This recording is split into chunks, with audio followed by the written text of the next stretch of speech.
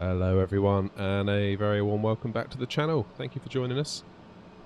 Figured it's appropriate today that we spend some time in New Zealand with the new world update. We've got a long way to go today, so I've sort of done without the cold and dark that we quite often do. The aircraft is all configured, all set up, ready to go. We've got the flight plan loaded in. It's configured, ready for taxi. So we'll be doing that shortly. We're going to do a multi-leg journey today. Starting off in Auckland, where we are at the moment, taking off on runway 05, heading out on the Pollock SID, coming into Wellington. So a short flight to start with, maybe about 50 minutes. Coming into Wellington on runway 16, which is always a challenging approach. There's a lot of winds into Wellington, so that'll be good fun. Then once we get to Wellington, we are going to try and do a quick turnaround because we are a little bit pressed for time today. I'm on a bit of a schedule, but hopefully we can do it. We're going to get to Wellington, get ourselves turned around, get to a gate, refuel, do all that stuff, and get down to Queenstown on the South Island. So we're doing a bit of island hopping, starting at the north of the North Island, and we're heading down to the South Island. Now Queenstown is quite a special approach. It's up there, in my opinion, with Innsbruck. We've done it once before on the channel, a little while ago, or quite a long time ago now, when the channel was much more in its infancy, but it's a tricky approach in the sense that the runway is very narrow relative to what we can expect here in Auckland and obviously down in Wellington. That's what caught me out last time, so I'm going to be extra aware of that. Because it was narrower, it gave an illusion of height. And it wasn't until someone in the comments pointed it out, because I felt like I was flaring quite a lot, or wasn't flaring quite enough, and I thought I was higher than I actually was, because of course the runway is much narrower, so you think, oh, I'm higher. But it's not, it's a narrow runway, so we need to be very, very aware of that. But it's an amazing, amazing approach. We sort of weave through the mountains, similar to Innsbruck, and then you sort of turn, do a left turn, I think, as you come out of the mountains, and then the runway is revealed right in front of you, so it's quite incredible. Very, very cool. So, seeing as we're on a schedule, let's jump into the cockpit and start our taxi. Oh, the chat's alive. Good morning, everyone. Sorry, I was rambling there. 2 degrees C, ouch. Morning, Ashy. How's things? Hope you're all well. I must admit it is quite cold here today as well, so can relate. Did I fuel the plane? Fairly certain I did. Yes, I did. Lovely.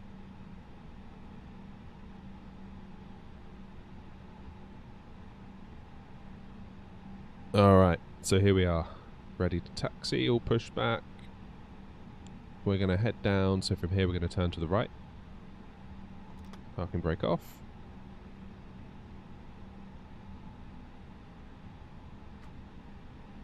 And we'll get ourselves down to runway. Get ourselves down to runway 05.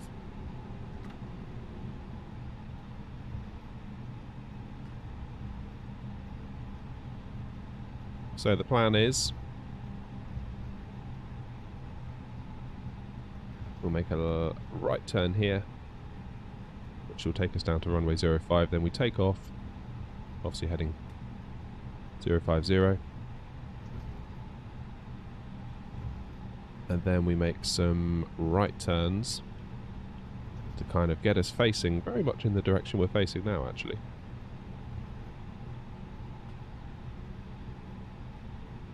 If I can pop you into the flight plan view to have a quick look. So here's us. There we are. So we're obviously facing the wrong way at the moment because we're taxiing. Right turn. Sort of a right turn. Then we start heading south. So kind of a U-turn. Obviously an early start here in New Zealand. Should get sunrise. Well, sort of already is sunrise, but we should get some cracking skies, I would have thought.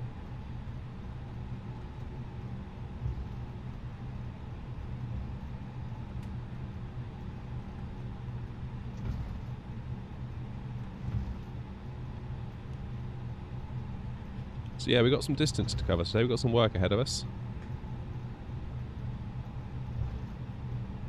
First things first, down to Wellington, then turn around, and hopefully if time is on our side, we'll get down to Queenstown. Wellington's a tricky approach. I've had limited success in Wellington in the past.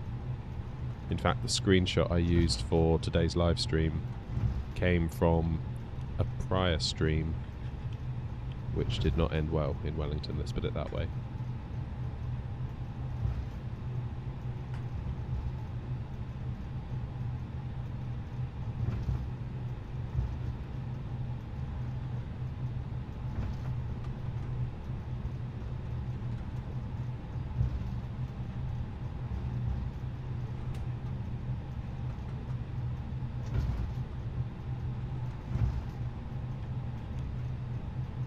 Tricky one to get right, Wellington.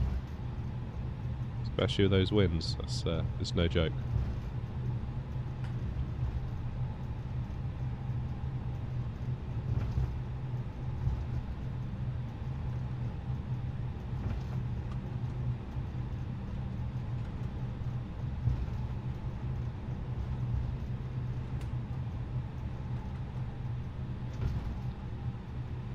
Alright, so we'll just hold short. Get ourselves configured and hop out onto the runway.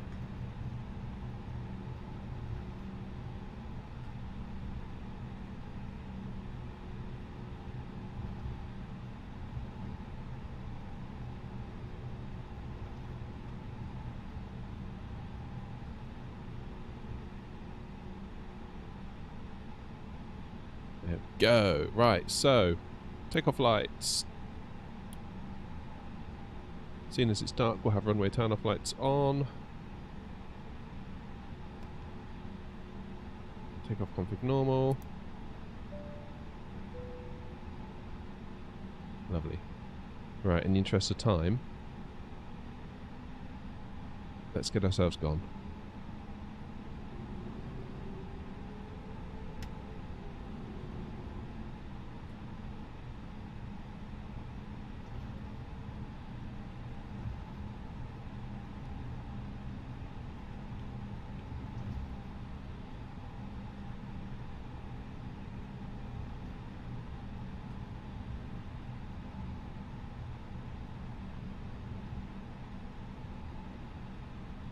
Wow, look at that sky. This was a good time to take off.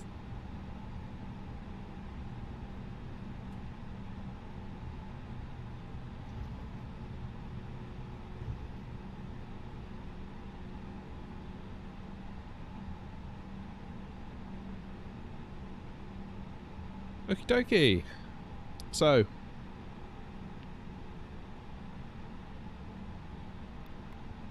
we have one waypoint where we need to be above 5,000, then we can go straight up to our cruise of 34,000. So I've got 5,000 in the window just because then obviously as we get closer to that or surpass that, we will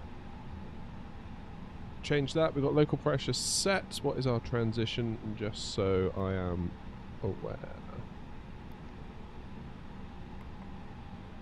13,000 feet is our transition. Okay, great. Lovely. Right. We'll do the short bit first down to Wellington, and then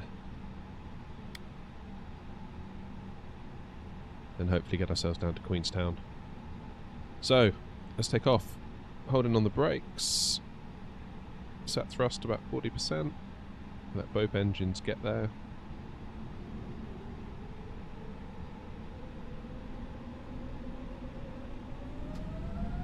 And let's go. Take a thrust set.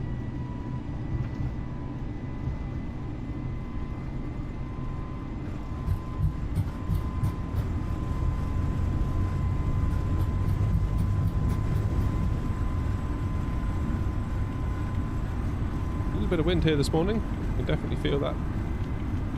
Time to rotate.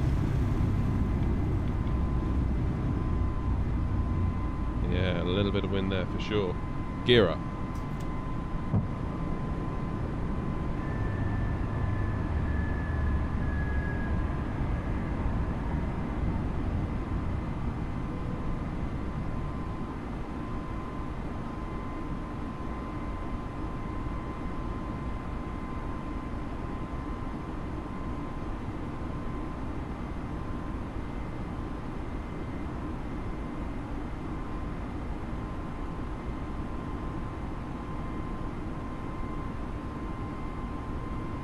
Okay, lever back to climb.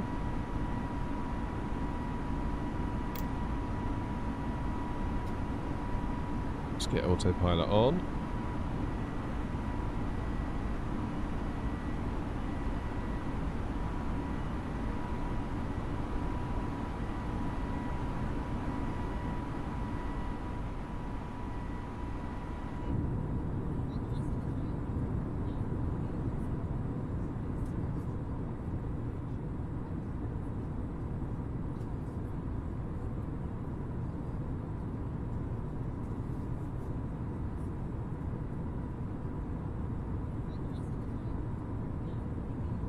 Beautiful view. Love it.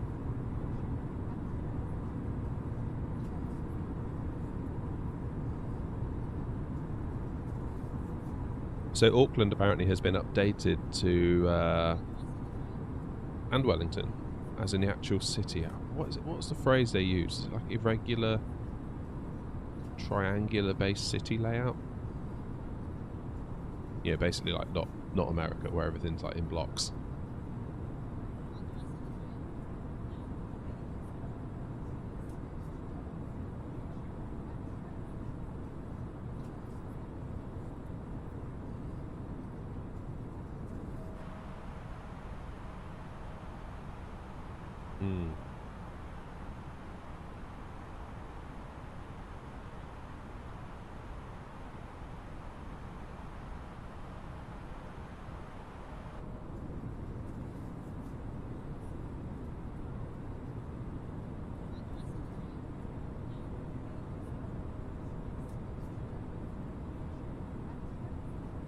Here comes the first turn.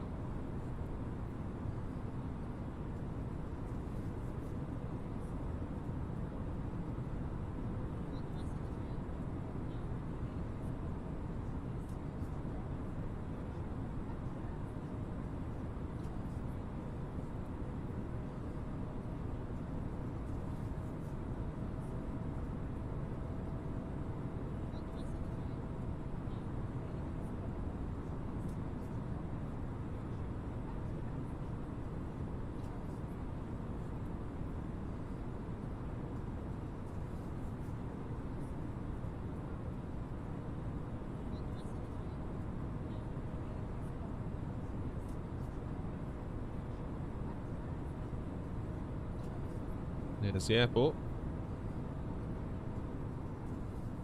Oh wow, look at that.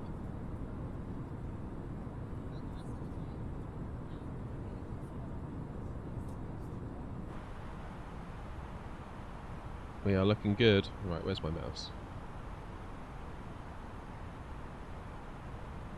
So given that this waypoint says we can be... Whoops, what's going on here?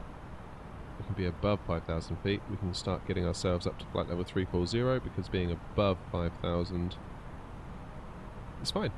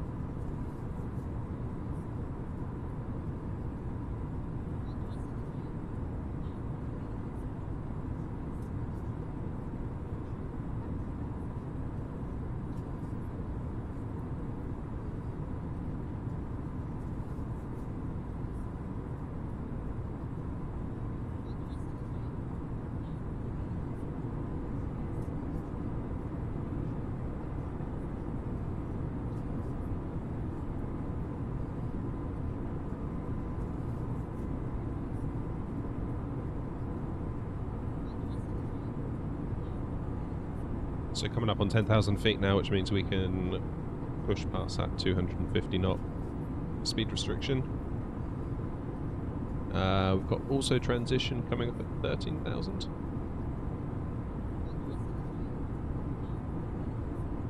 This is a cool time of day to be flying. I mean, to be clear, this isn't live time, obviously, because it's pitch black in New Zealand at the moment. So I rolled the time back, just so we got something to look at on our trip today. Thought we'd get a sunrise, and then obviously we're sort of guaranteed daylight throughout thereafter. Always makes me nervous if I start too late in the day and then you fly into the dusk, because you risk, if you're not familiar with the area, it can be quite tricky if you end up getting lost in the dark.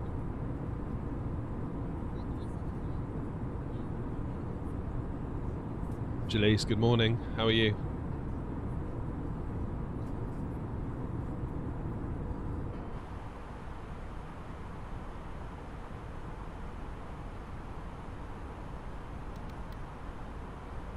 There we go.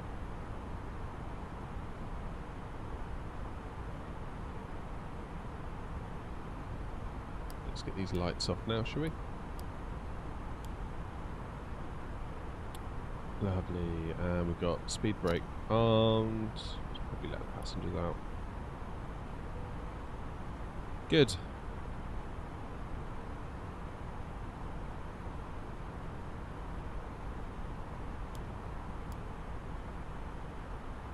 The screen is clear. We just hit transition, so that can go into standard. Excellent. Eyes down for a full house. Everything's looking good. Yeah, I'm great, thank you, Jalise. Good to be back on a Monday, flying again. Always look forward to Mondays. Monday mornings, anyway. Rest of Monday, not so much.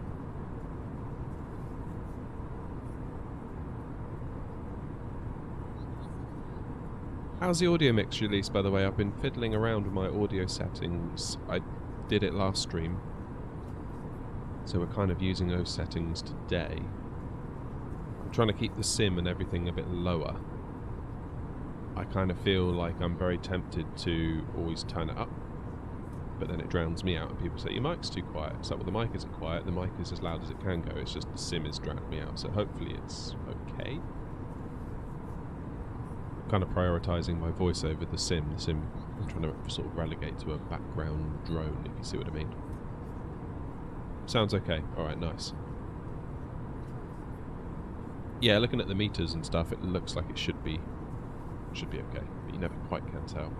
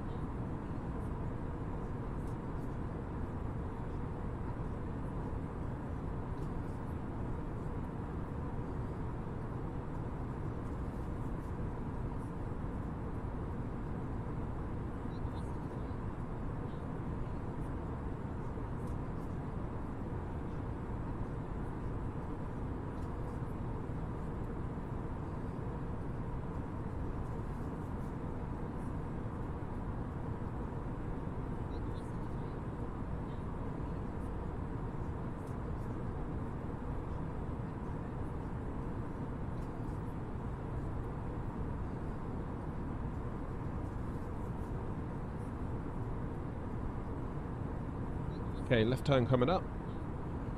Then we are well and truly headed in the right direction.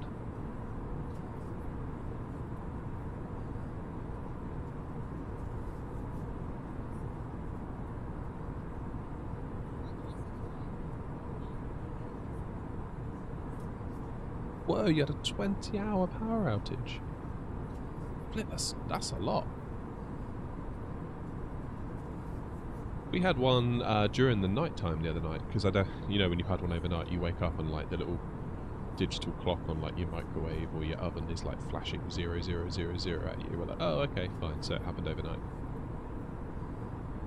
but we've got smart lights now, and I mean smart might be an overstatement, they're actually quite stupid most of the time, such that whenever you have a power cut, when the power comes back on, the lights come on at full brightness.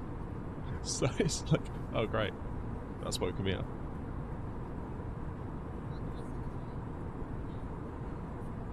Ixel, how are you? Nice to see you. But yeah, I've got no idea what, like, you would think after a power outage there must be a setting in the firmware they can add to be like, do not turn on back at full brightness. Wait for the switch to be pressed. Default to being off.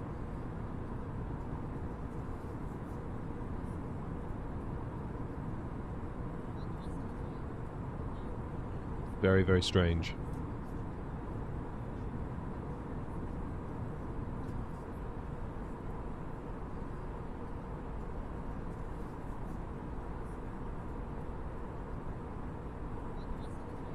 The map. My apologies, I didn't put the map on.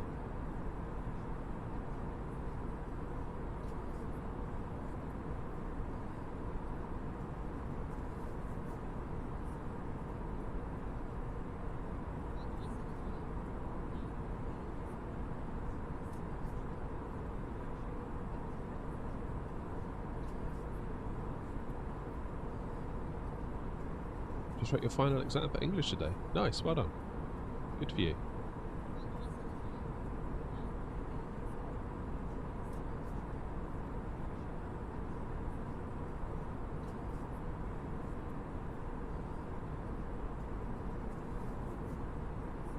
Right, now this flight, you've got to really keep an eye on things.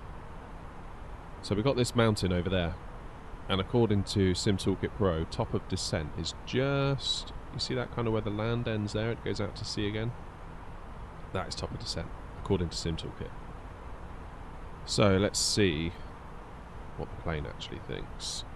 Here we go, look. So at Bruda. Is Bruda a straight line, more or less? Probably it is. Yeah, it basically is, isn't it? So how many miles away is Bruda?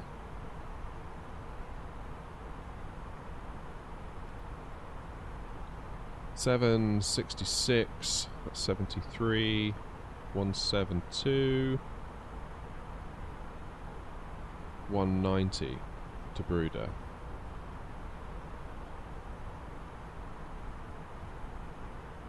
And what are we going to be at? 34.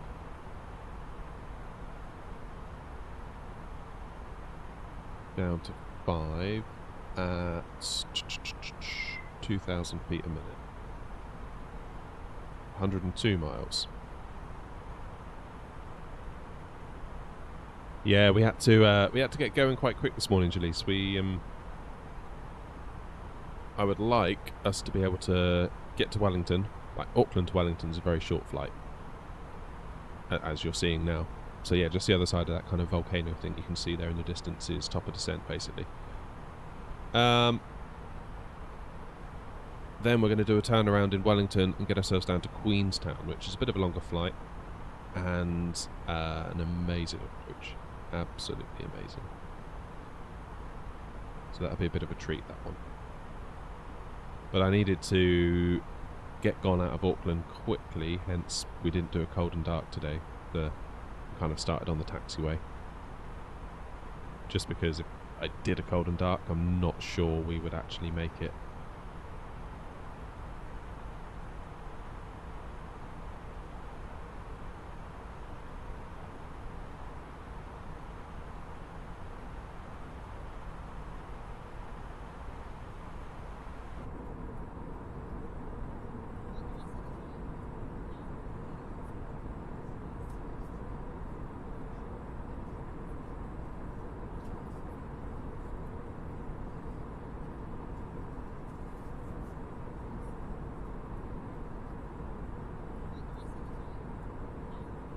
Mine says now 1 minute, only one watching. Oh yeah, Rock Paddler, it can be a bit weird sometimes, that. Can be a bit weird.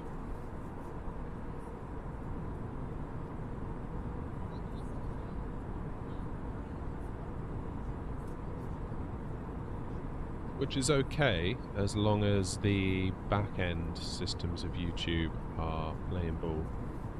Because if they're counting the numbers, which I can see they are, that's good. But I have seen it where in the YouTube Studio section, it's like reporting, I don't know, 1 or 2 viewers. But then I've got 5 people talking away in chat, and it's like, well, that can't be right, can it? So sometimes it can be a bit weird.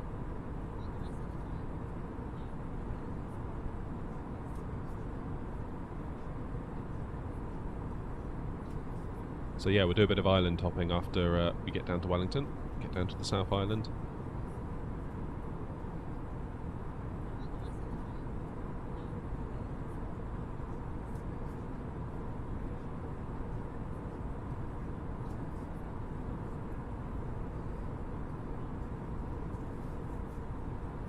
I'll be back in like 2 minutes, I think. I've got a package at the door. 2 seconds, alright?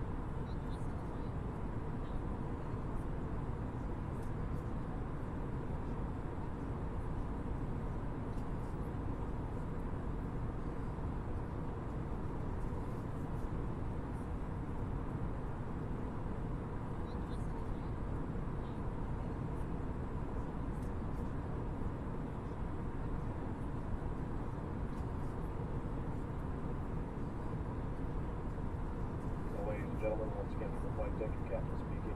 We've just reached our cruising altitude for the flight, and to begin to settle in, I do want to remind you to please keep your seat elbows clear from the aisle as the flight attendants will be coming through the cabin with galley carts shortly. Also, one more reminder to please refrain from congregating to the front galley where the flight deck door is located. Thank you.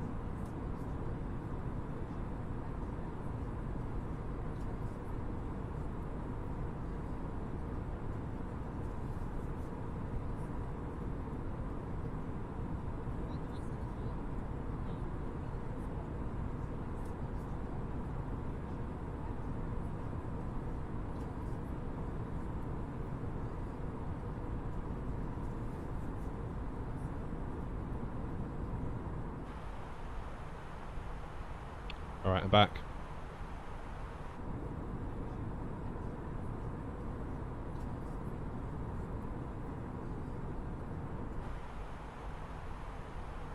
Are we going to be able to see that mountain? Just. Right, the plane wants destination data, so now's a pretty good time to do that. What's going on in Wellington? Please don't be much wind. Yay, not much wind. Almost a tailwind, actually. That's okay. 1016. We just need to remember to hold the flare a little bit as we go in that case. Because a tailwind will reduce our lift. Because obviously the wind isn't rushing over the front of the wings as much. 170 and 9 and 16. 170 and 9. 16 degrees.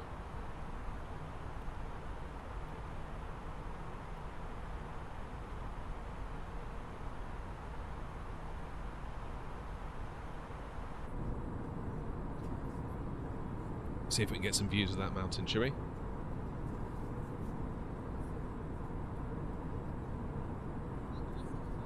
What I might do, if you all don't mind, is get some shots of the cruise. Just so maybe we can make a little video out of this when all is said and done. And you can get a sneak peek at how the cookie is made. Let's turn down the drone speed a touch.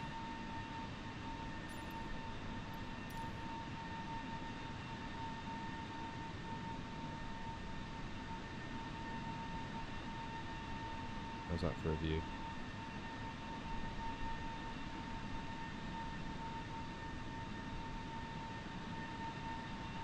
Zoom out.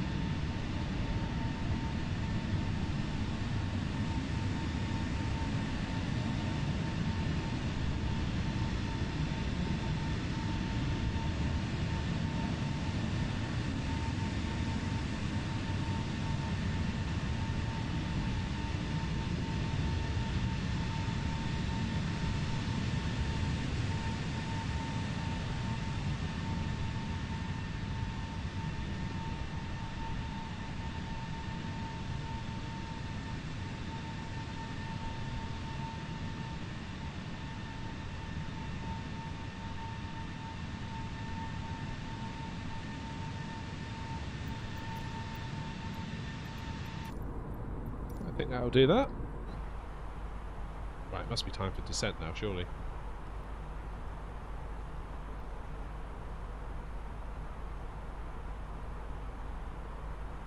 Yeah. It basically is.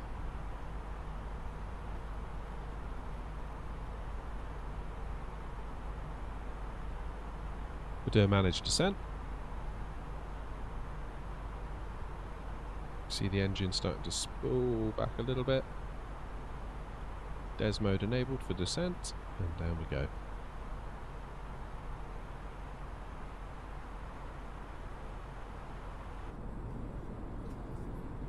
Can't see a lot, can we? It's very, very cloudy.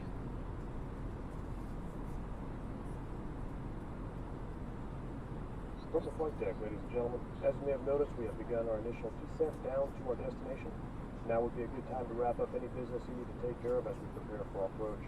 If you are up, once you return to your seat, we ask that you remain seated until the aircraft arrives safely at the gate. Flight attendants, please prepare the cabin for arrival.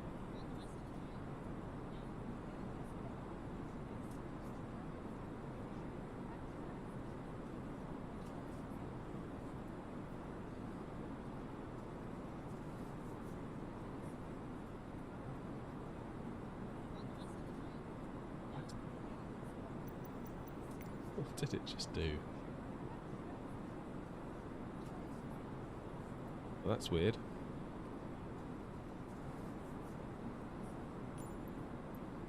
I don't know why it just did that. Sorry. Time just reset.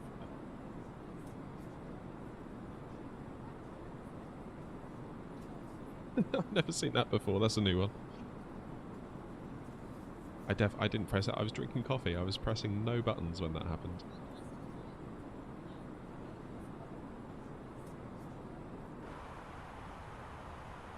What we will do, though, we will just check that the forecast as we come into Wellington. There we are, NZWN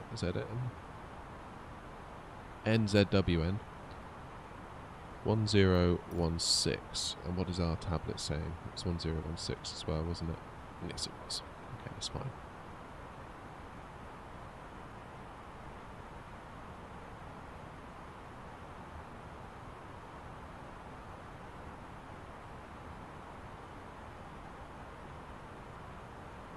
Yeah, that was a new one.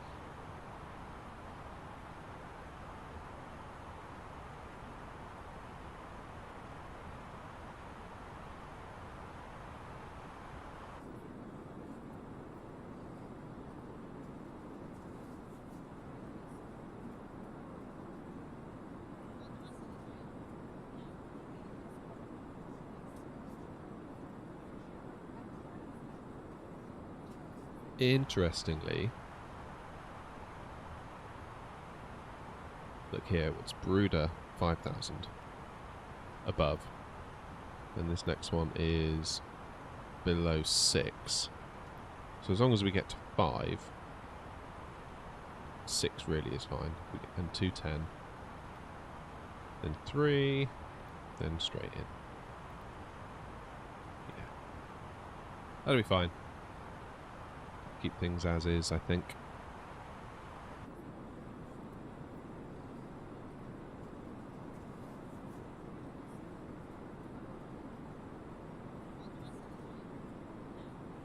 Have I considered the setup tool? Yeah, the only problem I've got, Jalise, is actually getting a camera to do it. I guess I could maybe detach the yoke cam and do it that way. I've got that mounted to a wall currently, all wired in.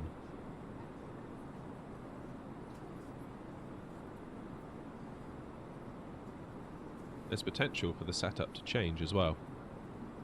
Over the weekend I found, what is it called? It's like this little tiny circuit board that you buy. You plug it into your computer over USB. Then you can start buying little switches, much like the switches, you know, like these sort of switches. And like these here, like everything you get inside a plane. You know, like the ones to do the altitude and the... So I'm thinking maybe I could build like a little panel.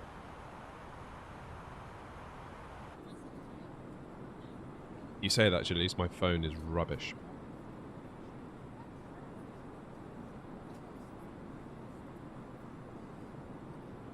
So the only light I have in here is a little bit of rope light I have going around the edge of my desk. And a couple of those, like, what are they called? Like streamer lights, I guess you would call them, like USB plug-in light panels, LED things. But they're really cheap and nasty. They're not particularly good, like the Elgato ones. So it's actually quite dim in here. And my phone really, really, really struggles to capture anything that isn't all grainy and yucky.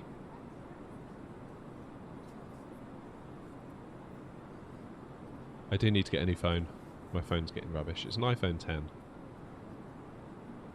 I've had it since it came out. And I've never felt a need to upgrade it until more recently.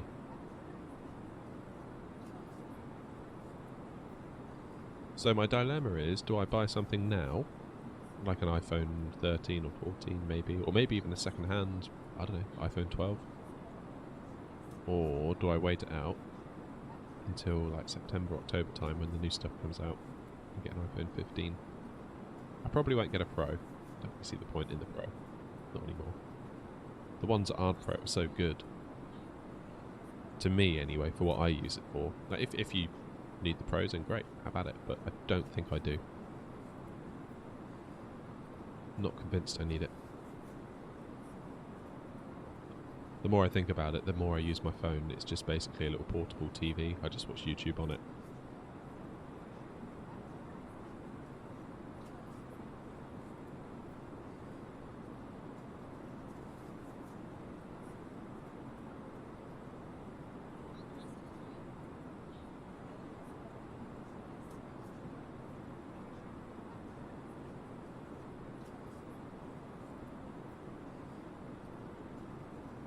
Rumour has it the iPhone 15 is going to get that dynamic island that the 14 Pro currently has. So it might be worth waiting for that, because it kind of feels like that's clearly the way that the next wave of iPhones are going to be. So it might be worth waiting to kind of jump on that train. And then if I keep that phone again for another 3, 4, 5 years.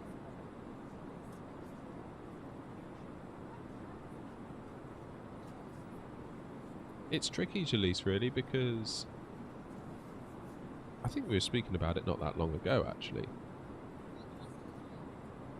It's like every new iPhone used to be so exciting because it always gave you something that you wanted that the prior phone was obviously missing.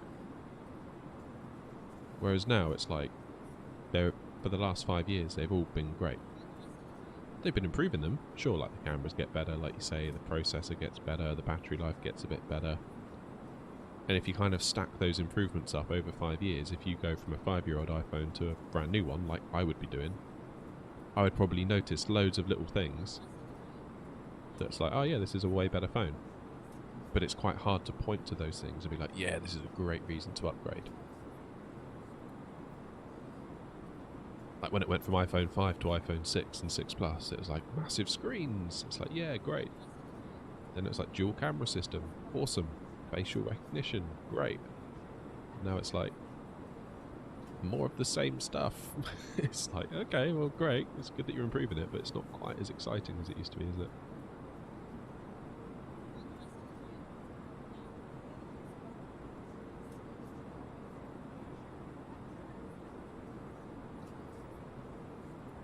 What is our transition into Wellington?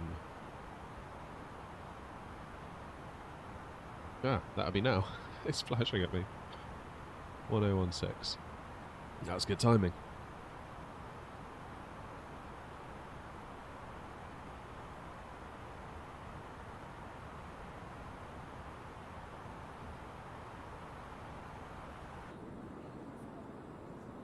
So yeah, I'm tempted to try and make a little kind of front panel thing for the setup here. One that I can do altitude, heading, speed. I'll try and make it as generic as I can, because I think the temptation would be to be like, try and make it all Airbusy. But then when you want to fly a Boeing, it's like, oh damn it, it's like not Boeing-y enough. So I'm going to try and like make it as generic as I can, I think.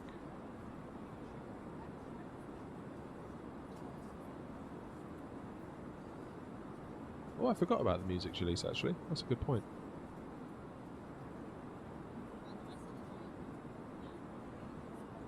Could be quite good content for the channel as well. I can maybe make videos, tutorials explaining what I'm doing, how I'm doing it, take you along for the ride.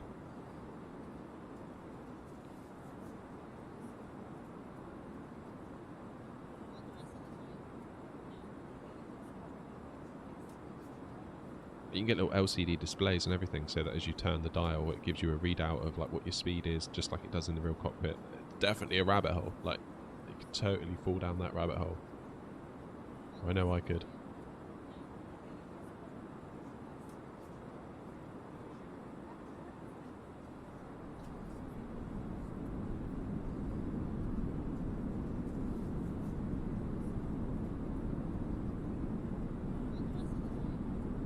coming up on 10,000 feet, so...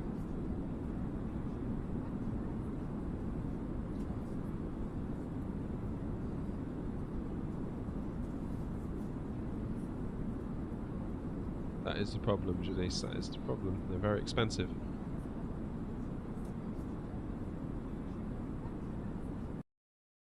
What? Thought we were going to crash then. Don't do that to me.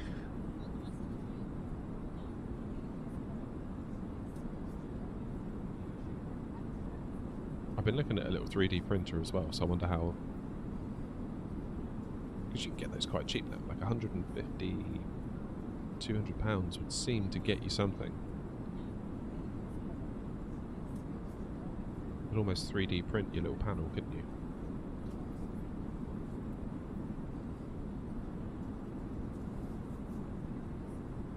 Like if you were to, I don't know, look at like that little rectangle there of material, I wonder whether you could 3D print that. Even including like little holes for the screws and then mount it to something and then drill little, or not even drill holes, just don't print holes for your switches to poke through. That could be interesting.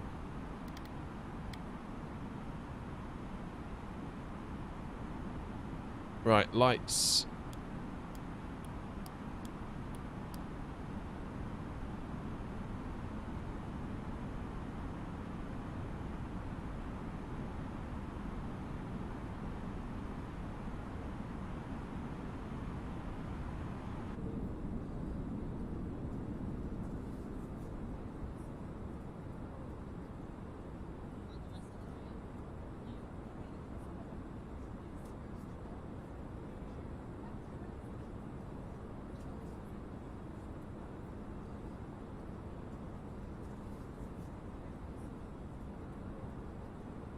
This is the thing you would use. What was it called? Let me find the name.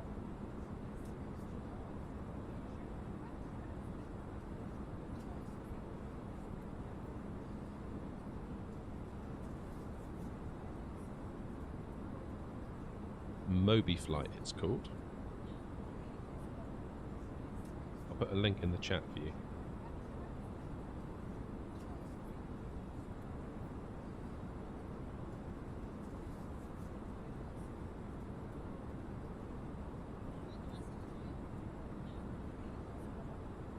So you buy a little, have you ever heard of Arduino? Or Arduino? Arduino? I'm never sure how to pronounce it. Arduino, I think some people call it.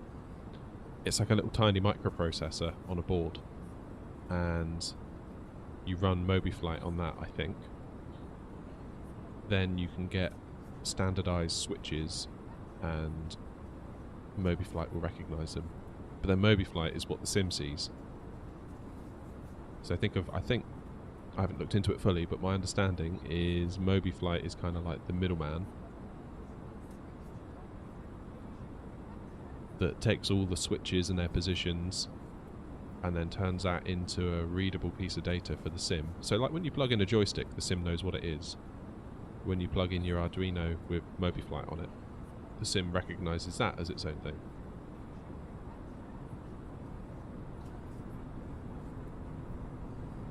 And I think it can remember state, so it will like turn LEDs on and off, much like our... So if you were to buy a button with an LED built in, like this constraint button, the auto throttle button, you could maybe do stuff like that. Turn coming up.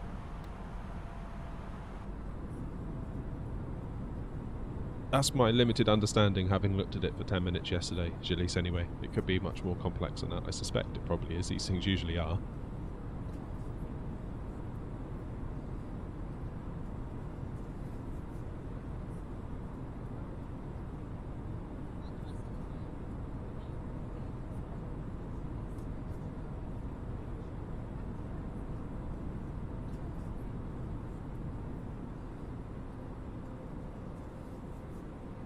Dropping down to 210 knots now.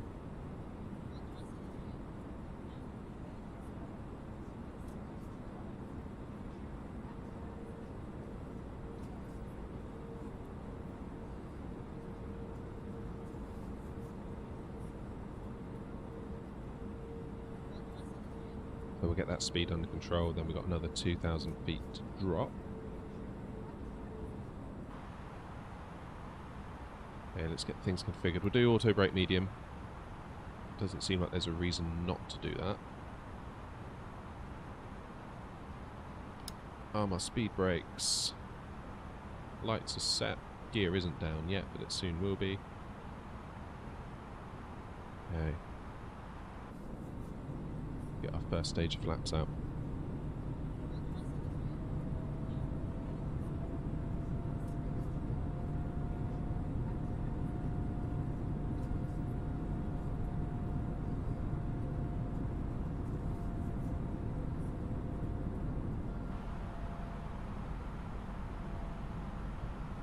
Already passed decel, haven't we? Yeah, we have. So let's activate our approach phase. The landing system on. Get ourselves down to 3,000 feet.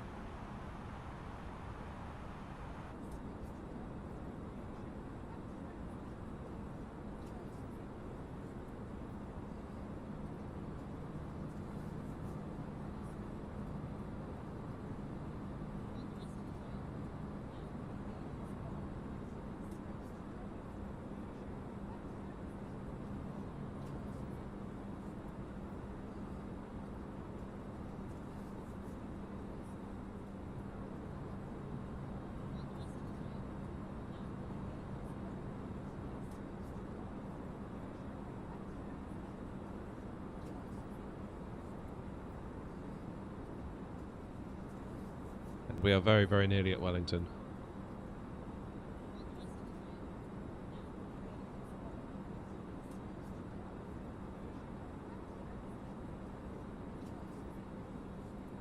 Yeah, I think overhead would be quite cool for me. I could, the way my roof is here, I could almost suspend one from the ceiling if I made like a frame out of wood and screwed it up to the ceiling. I could almost do that, sort of flip the switches. That'd be very cool.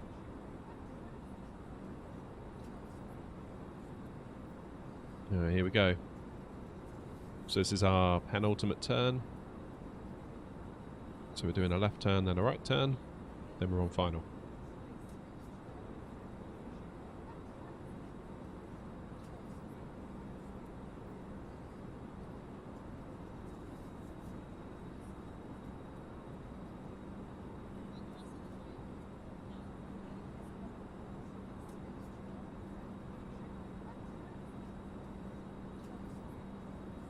I'm just going to crank the volume up a little bit for the landing.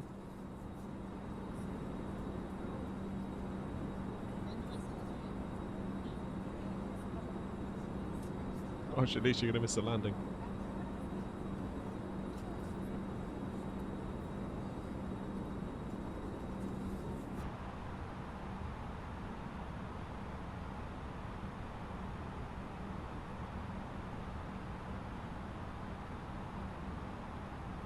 Oh, actually, it's not a tailwind, is it? It's going to be a headwind. That's perfect. That's almost directly where we're going as well. Alright, 3,000 feet. We're beneath the glide slope. Everything's good.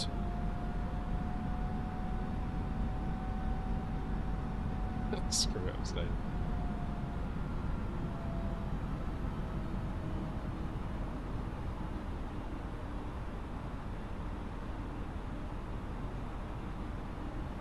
So I do believe it's over this hill and around the corner. My local knowledge is not the best in this area, I'll say that much.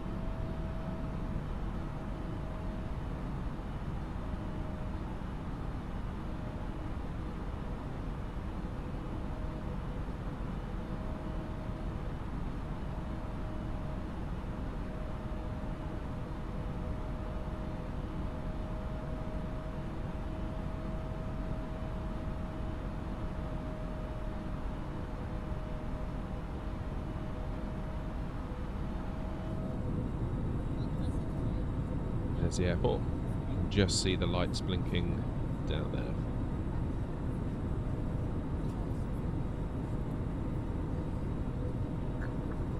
Are you ready to turn? So such a beautiful place, isn't it? Look at the landscape.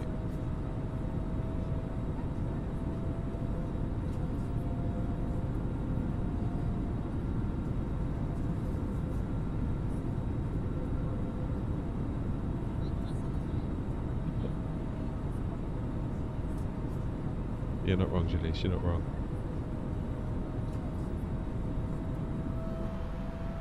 Here we go.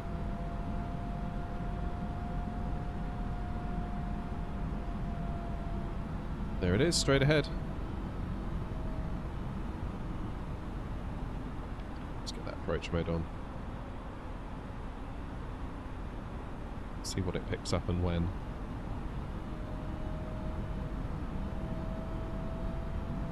So we need to be very cautious.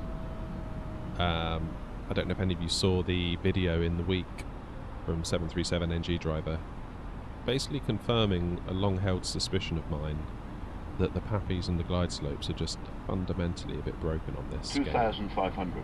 Get down. 2,500. Oh no. It's going to be one of those. Flight attendants, please prepare for landing.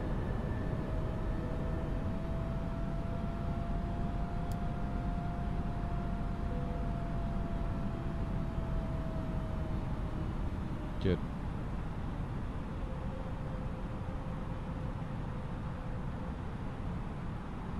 So yeah, basically, if you're flying as you should properly be flying, the pappies will be very unhappy with you, and so will the ILS markers. 2,500. So over the threshold of the runway, you want to be aiming for 50 feet. But if you're at 50 feet, you're basically everything's going to be saying like you're wrong. You should be higher or lower or whatever. So I think the point of his video was to just have a little bit of faith in yourself that you are making the right decision.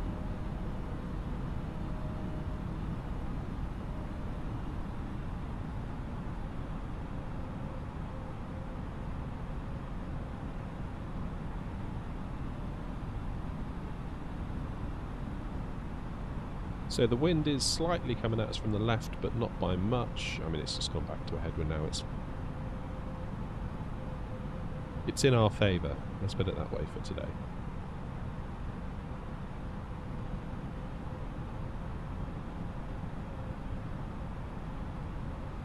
Right, yoke cam is on.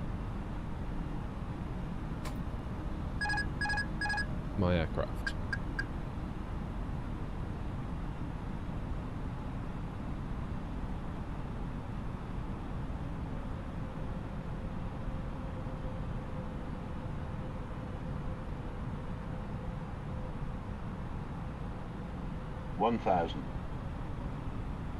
This is another one of those approaches, much like San Francisco, where it's water, water, water, water, water, runway. 1,000. And I always find those a bit tricky.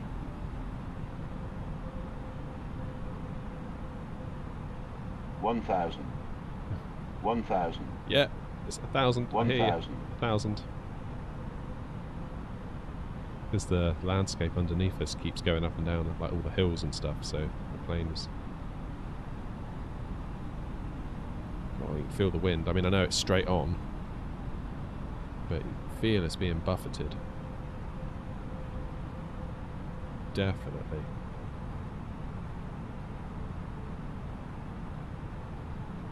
Okay, we need to be a little bit over to the left, please.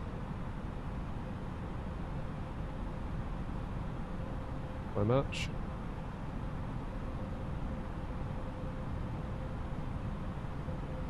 I don't know why I find these landings so difficult when it's all loads of water. I think it's just because you lose... You can almost get lost in the water. It's just like this giant expanse. And you lose a lot of visual markers. Now, we've got hills around us here, so that's not so bad. 1,000. 1,000. 1,000 a minute ago, what are you talking about? Now, this hill could start to cause us some problems as we come in, because it's going to... The wind is going to blow us around a little bit. And Wellington is always a tricky approach.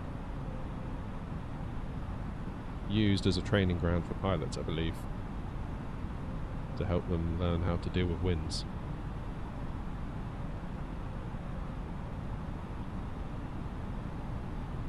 Okay, Happies remain happy. ILS remains happy. We need to be a little bit over to the right. Oh, definitely getting pushed down there.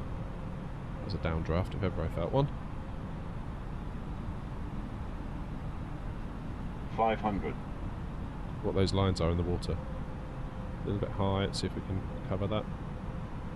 400. That's better. 300.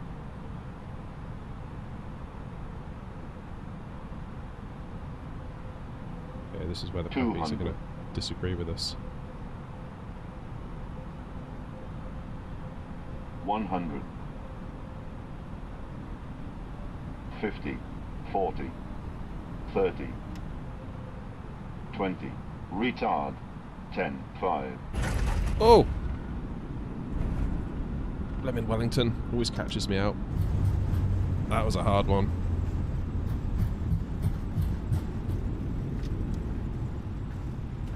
That was a hard one. Love Wellington for that. That's the second time we've done that into Wellington.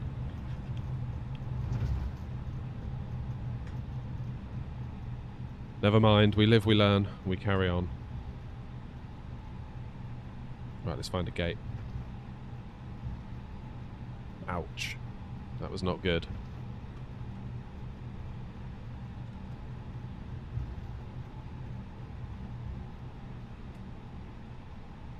That was not good. Right, let's go over this way. Yeah, that one was rough. I'm not going to lie, that was a bad landing. That was bad. Capital B, bad.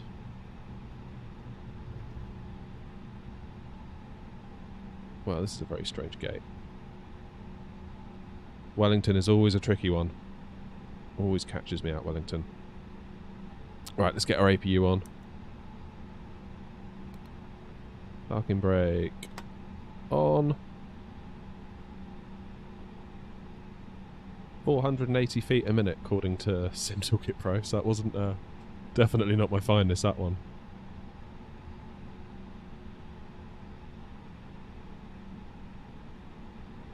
One of these days we'll master Wellington. One of these days we will. Okay, we're just waiting for this to turn to available.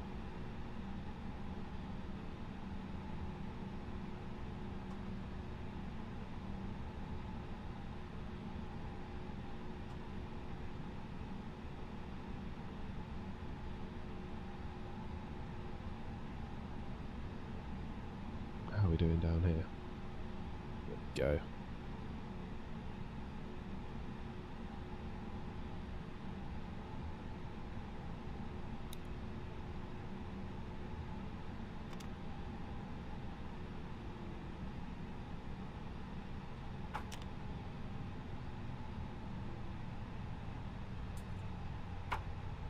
Hopefully we'll have a better landing into Queenstown.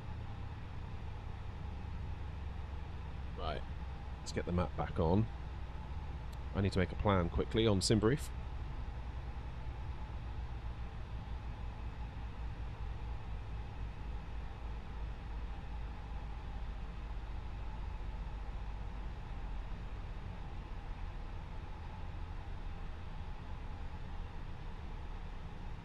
Rest assured I am kicking myself.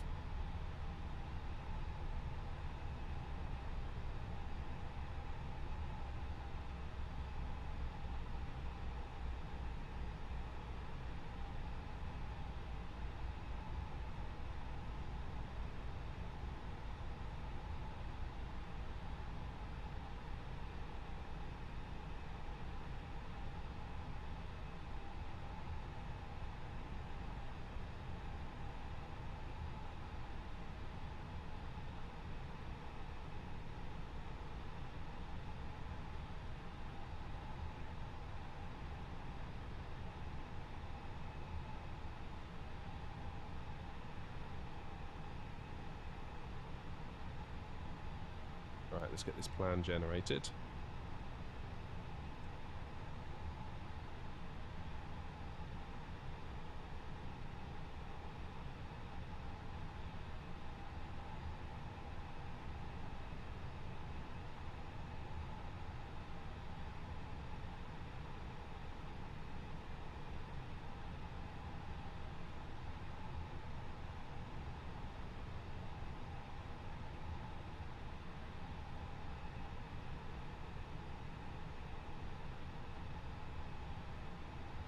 Right.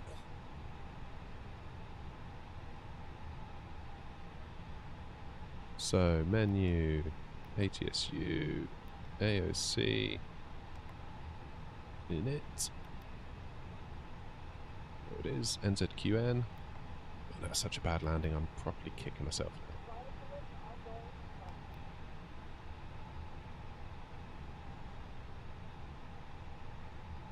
Properly kicking myself. Why didn't I just flare that a little bit more?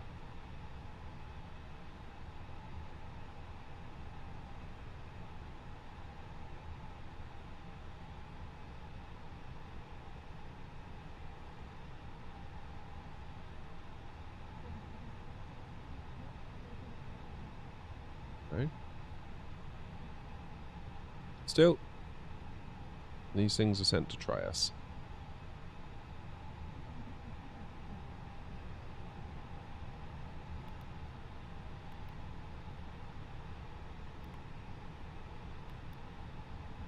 These things are sent to try us. Performance 1/UP 0.1 -52.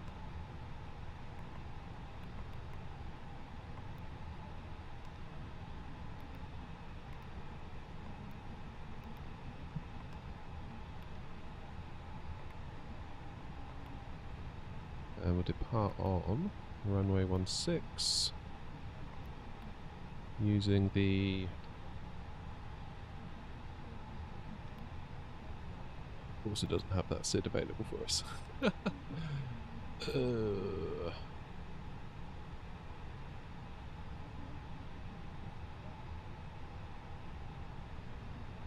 That's annoying.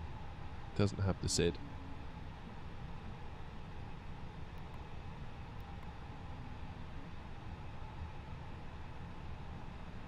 Okay, we'll just go with no SID to start with. Clear that, see what that looks like.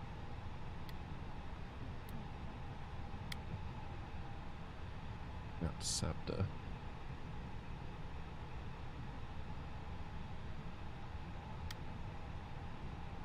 So we're going to head south to Sabda, then we keep going, and then we get to Elrove. Okay. Landing into Queenstown.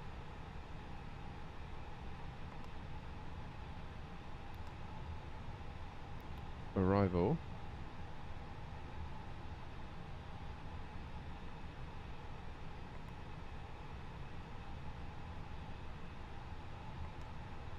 Runway 05.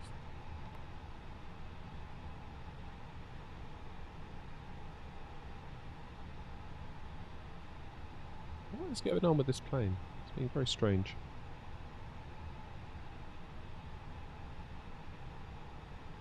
We have Elru.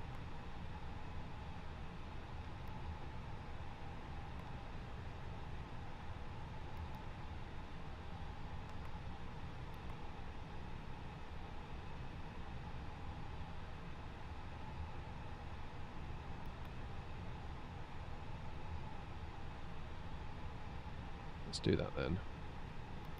Because that one has a star. So we're going to land on a different runway. We'll land at the other end. Hopefully, that'll take us there.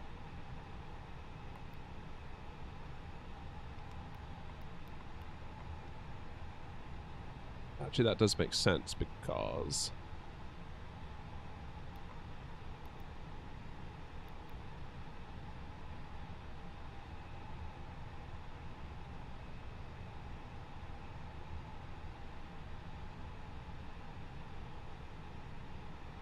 why isn't that one in there?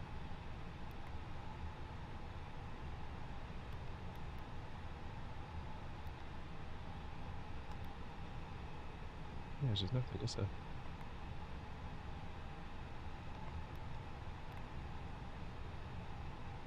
Let's check the charts.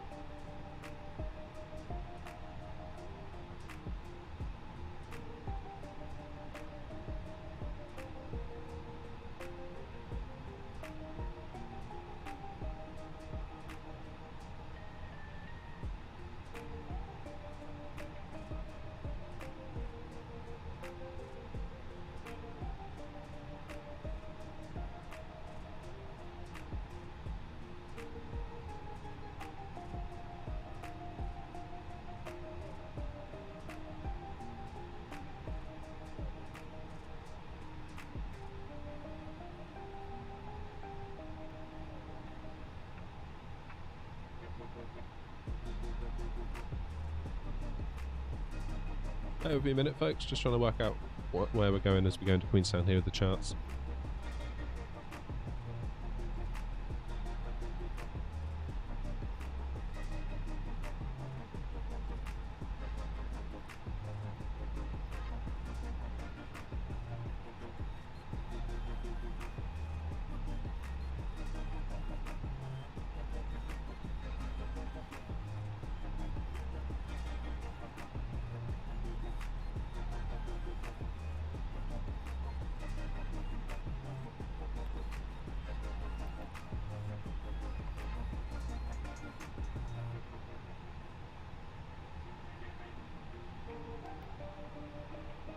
Aha, here we go. L2A via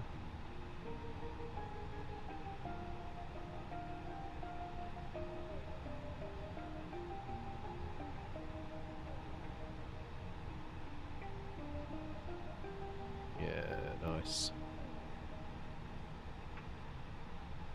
That's more like it.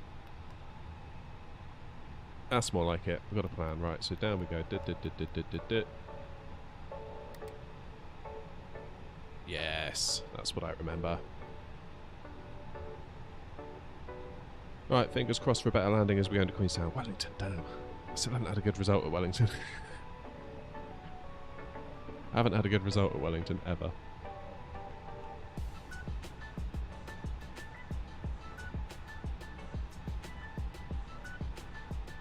Still, on the bright side, if I make a YouTube short out of the landing, it'll probably do really well because people love the bad ones.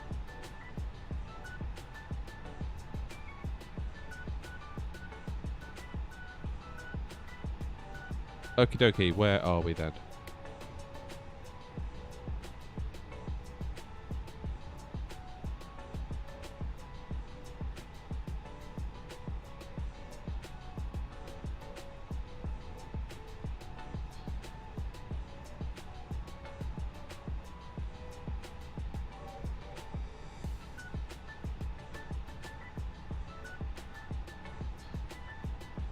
Fuel looks good. Payload's good. Flight level 380.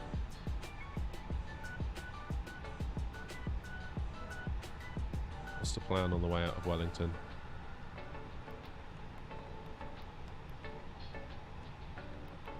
Just straight up to 380. Okay, 380 in the window.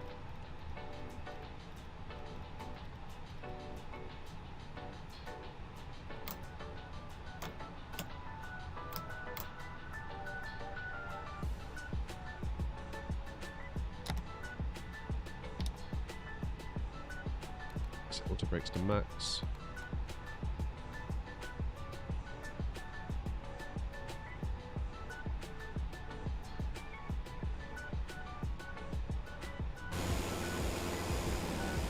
Okay, we're going to get pushed back. Actually, which direction do we need to be going in?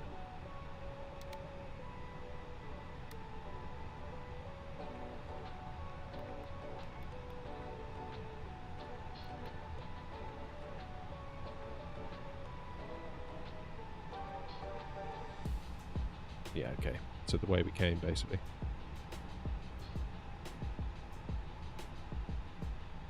We'll use the pushback system built into this today, I think. Pushback system on. Yes, I really do mean to. We'll pretend the tug is there, even though it's probably not. Oh no, there it is. It's just spawned.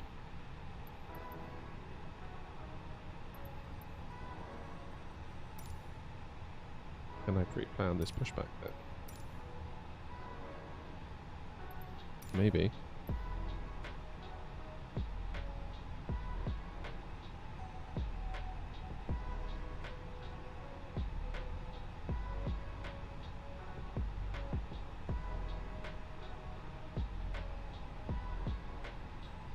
Let's give it a go, shall we?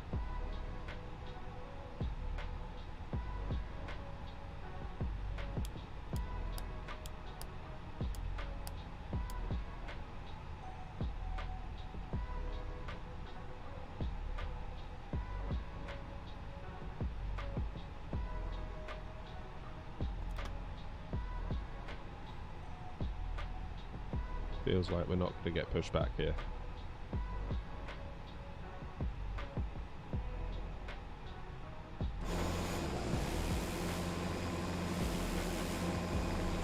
I think it might be stuck in the... Yeah, it's totally stuck, isn't it?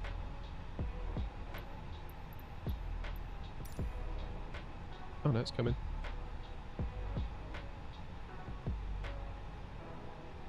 Oh, I'm still kicking myself about that landing.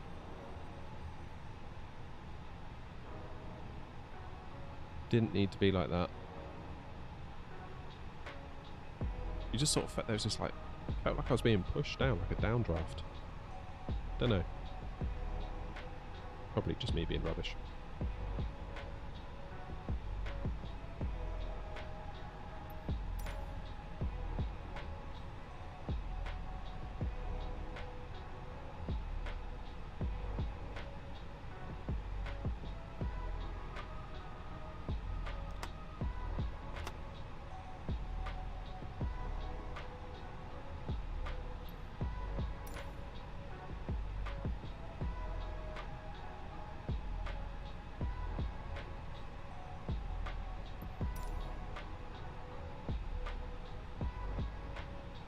Come on, push back.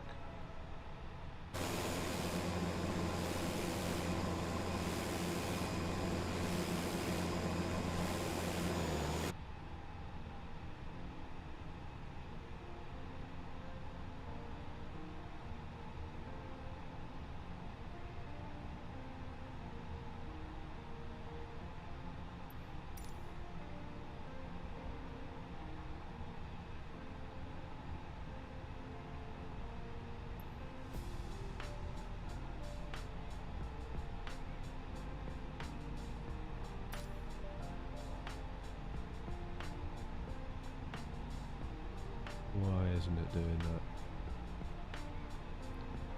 Does hold need to be blue or does it need to be yellow?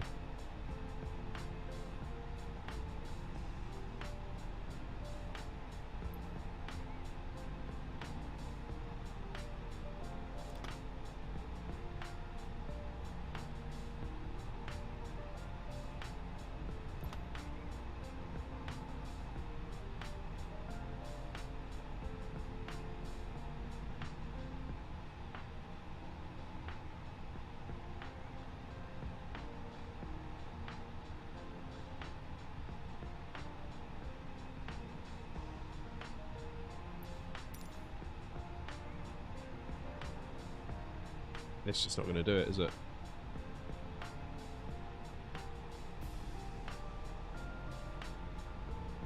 Alright, cancel that.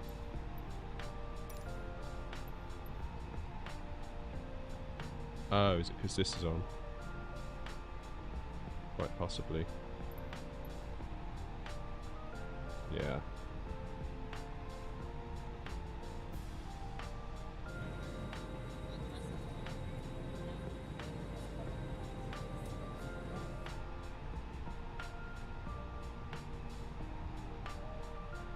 Quite possibly.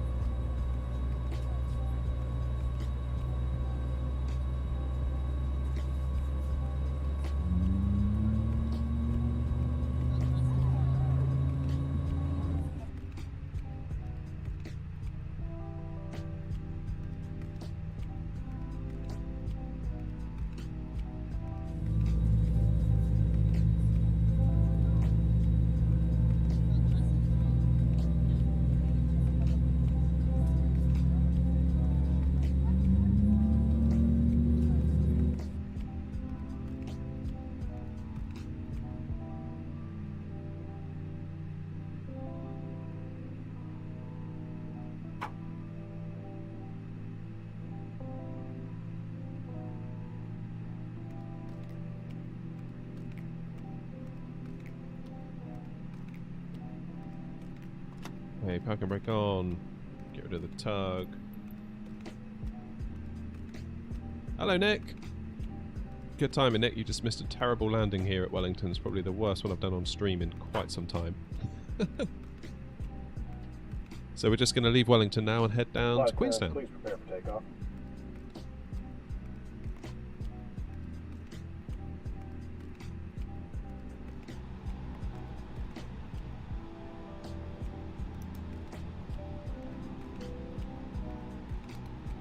Okay, auto brake set to max, taxi lights are on. Can do APU bleed off and master.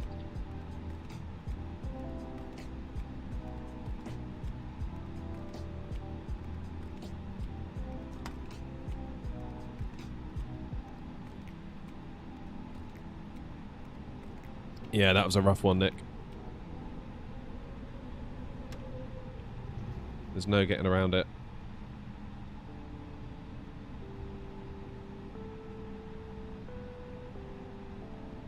No getting around it. Sometimes you just have a bad one.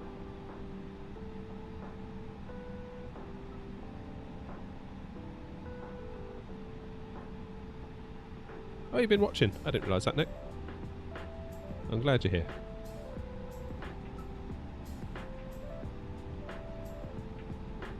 So what are we at now? 20 to 11. Yeah, we should be okay for time. Hopefully we'll be okay.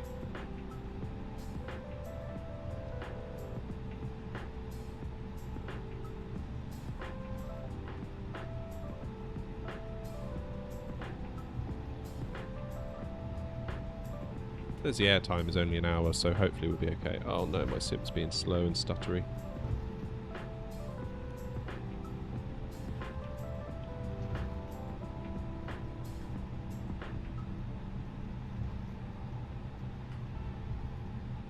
I could do without this frame drop here, not gonna lie.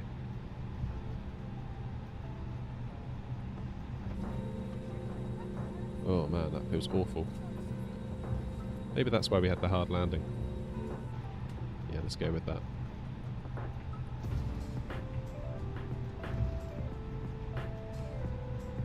Hopefully it'll snap out of it in a minute.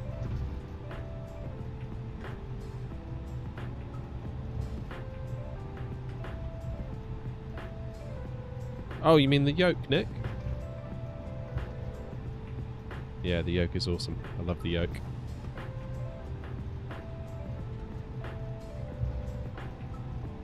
Oh, that scenery could do with some work, couldn't it? Unless it's about to pop in.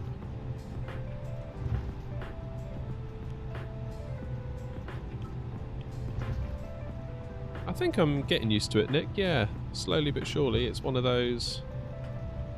It's 50-50 at the minute.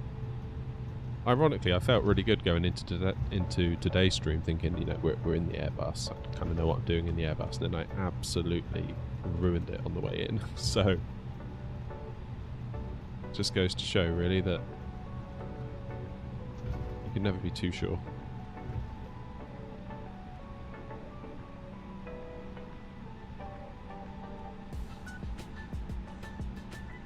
Yeah, maybe we'll try and do our next flight in the Boeing. Landing lights on. Okay, let's go and get lined up.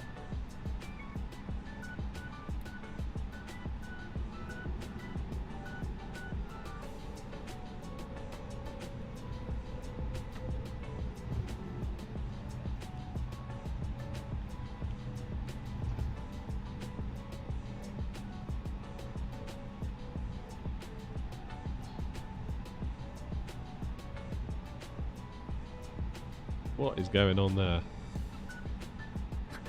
Great world update, guys. I think that must be a mistake. It's almost like the sim isn't streaming in the data to make it look good or something.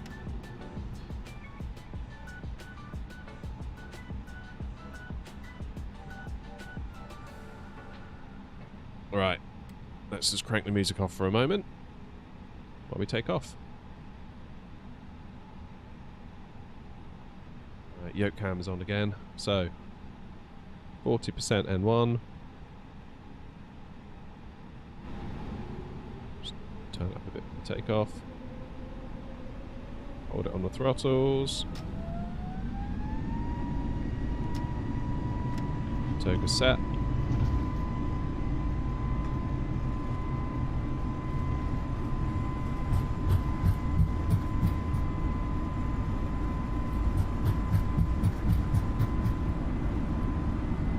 V1 rotate.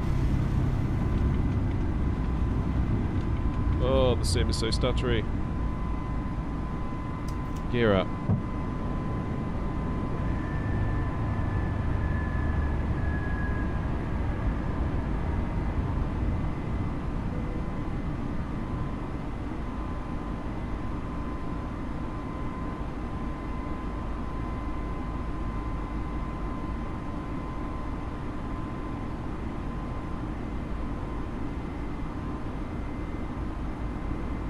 Turn these screens down a bit. They seem a bit bright.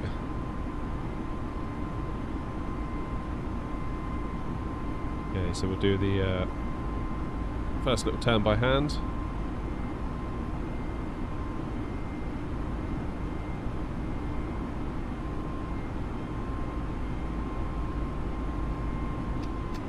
Move us back into climb.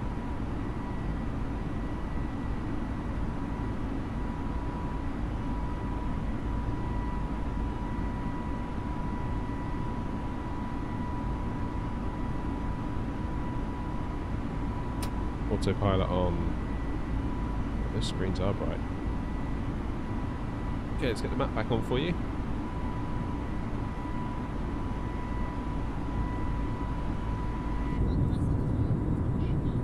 Nothing much to look at. No, we're in the cloud.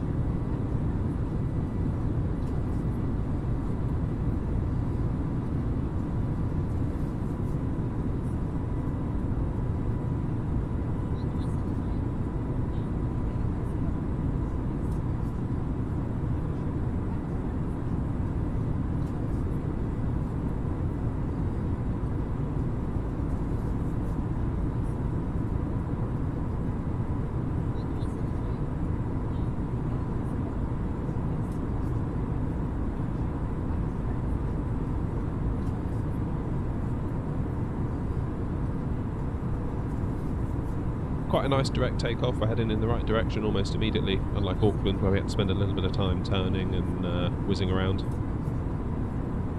Oh, I hope we get a good landing in Queenstown after that one in Wellington. It's really weird, once you have one bad one, your confidence just feels really knocked. Like I'm feeling bad right now. About my ability, about... So like Queenstown is almost doomed to be another bad one because Wellington was so bad.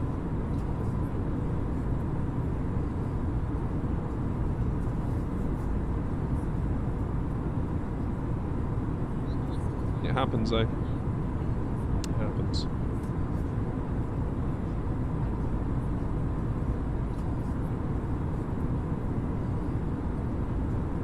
Just trying to think back on it and think like what actually went wrong there.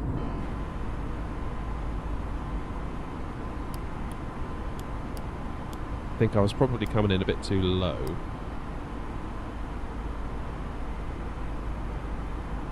When's transition?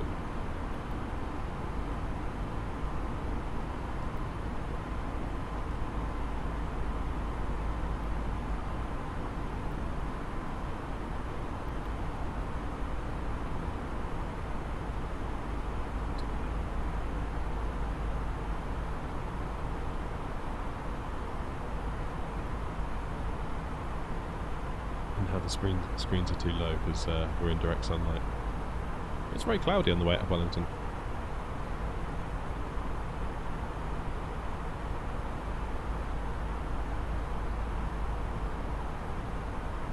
I'm wondering, you know, whether it's like a downdraft.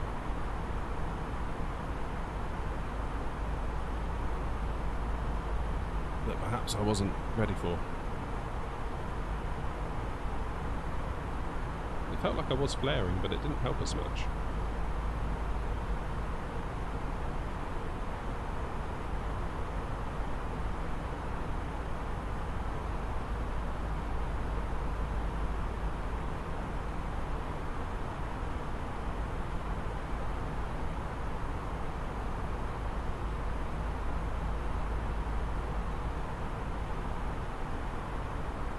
There's the second island, or the South Island I should say.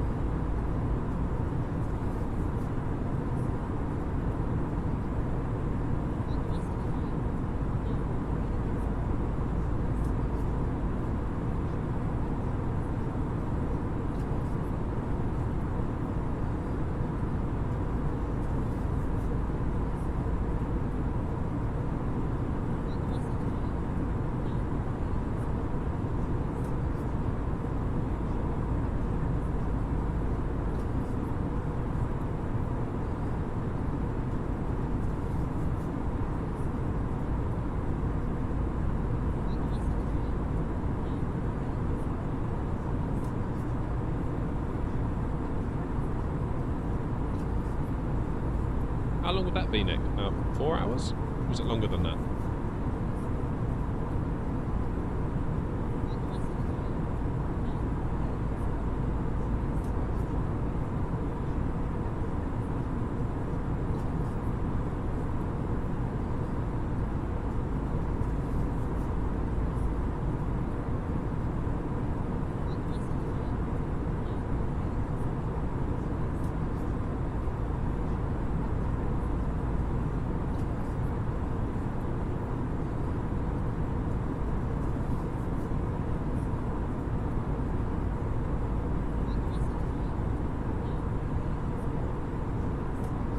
My only concern there, Nick, would that it might be a bit of a boring flight because it would just be water the whole way.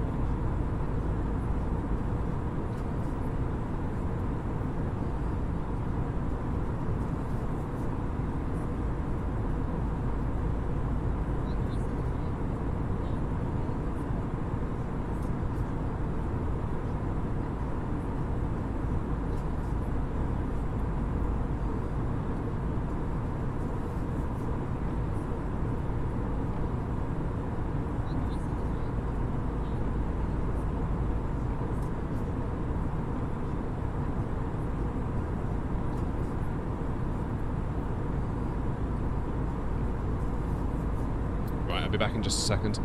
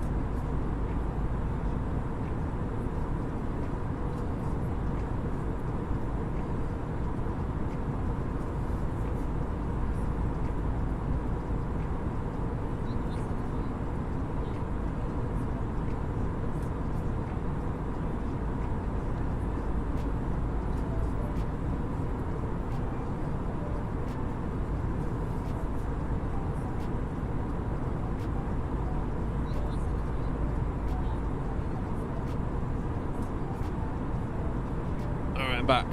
Whoa, look at that view. That's a cool view.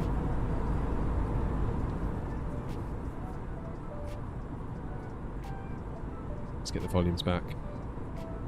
Sorry, Nick, I was just away from the screen then. What were you saying? Oh,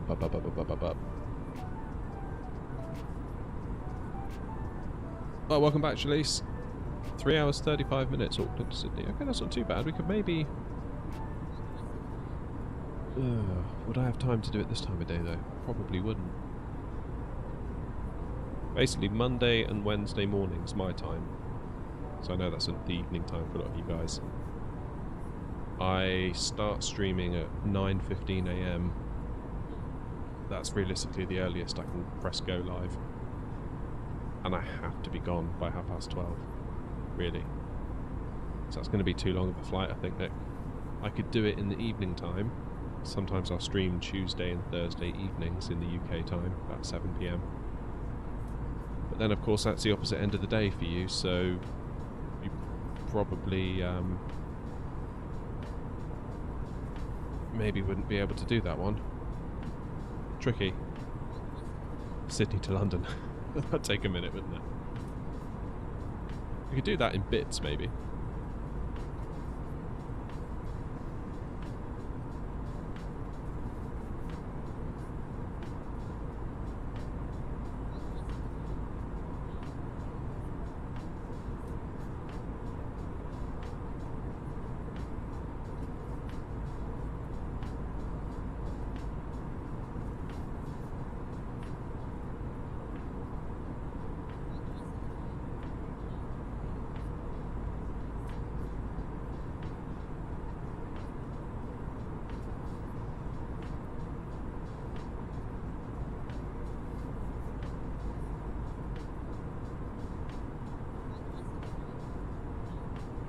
I don't think that the plane was fueled properly, you know.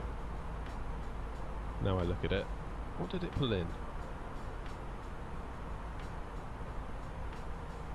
Oh no, it did. 3905.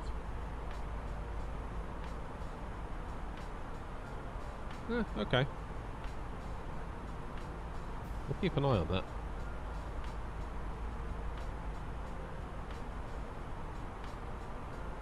Because there's no alternate airport, maybe, in the plan. Whereas before we had more fuel going for a shorter route, but there was an alternate of going down to Christchurch, I think, which is obviously a lot further.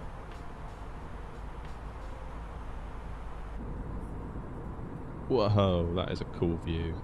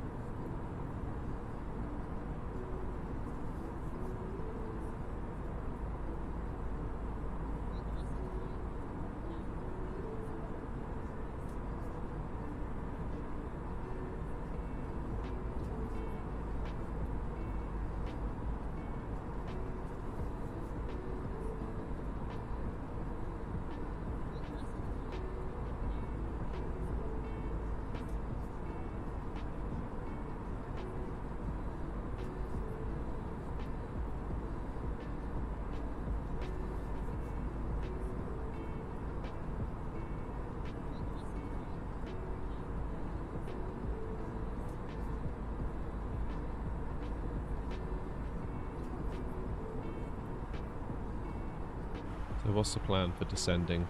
Let's have a quick look. So we've only got 300 miles to go, which isn't loads. Just look through that plan one more time.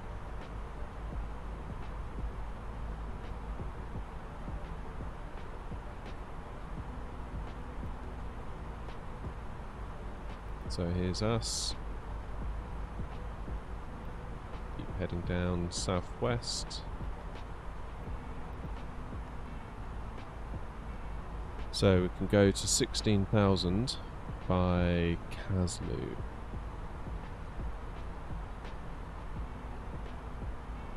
So let's put that in there, shall we?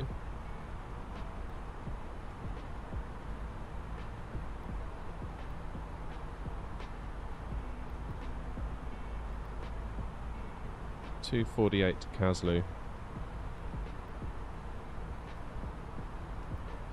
then we're being stepped down bit by bit. Then it's 13, so above 13, above 12, above 10 but below 12. Then we decel, then it's 8.6, then it's 6, 7, 40. These are very specific, aren't they? 6, 7, 40, is that? Yeah, that's an actual figure. That's not the computer splitting the difference or anything there.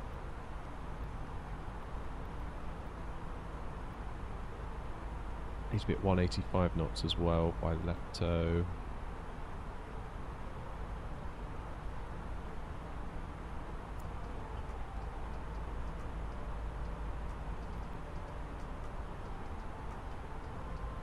And it's a little tiny kink at the end there.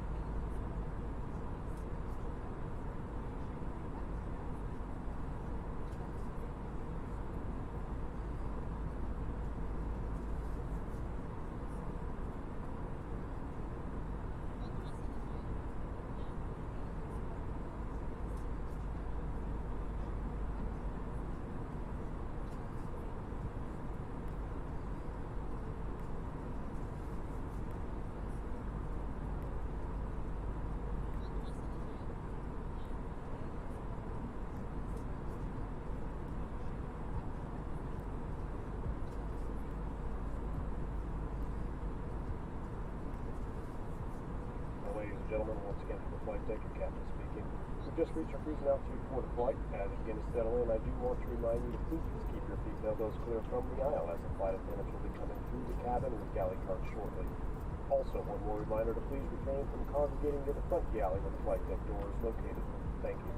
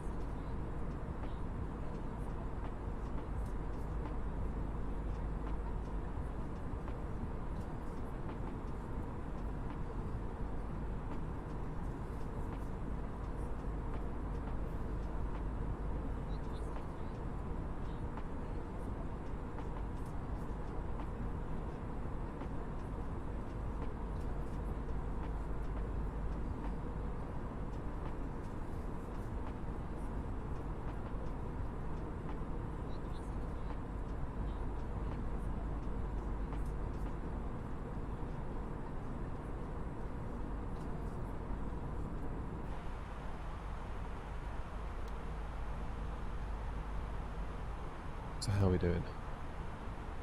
2:55 to go.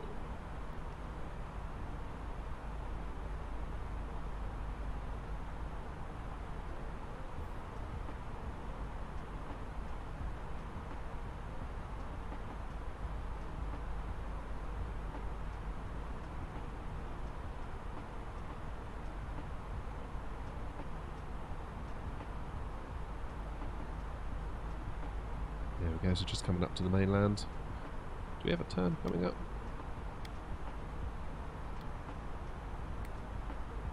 Not much of one. More or less a straight line all the way there.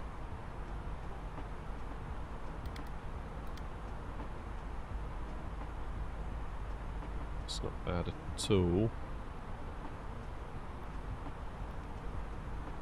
197 from Kalsu. What do we need to be at Kalsu? I've forgotten. Kaslu. 16.5. Let's work that out, just so we're ahead of the game. 38,000 down to 16.5.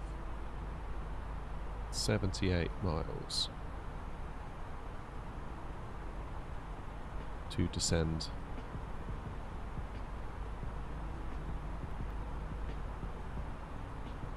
So a little over 100 and, well, a little under 120, 110 miles-ish. We'll be at top of descent.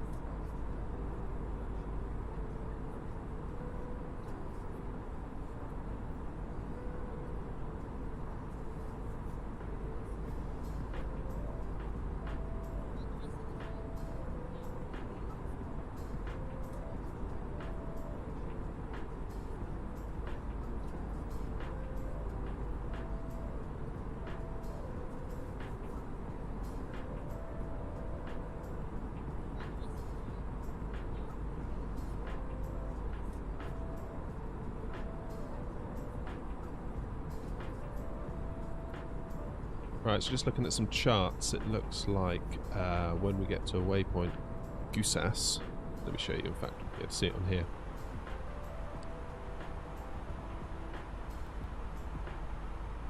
It's going to plan.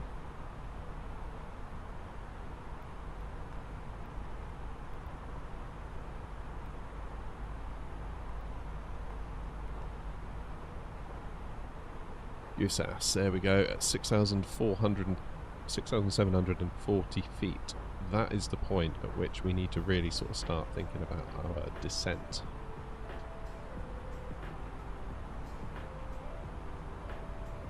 At that point we need to be on a 3-degree descent, and that should take us all the way down nicely.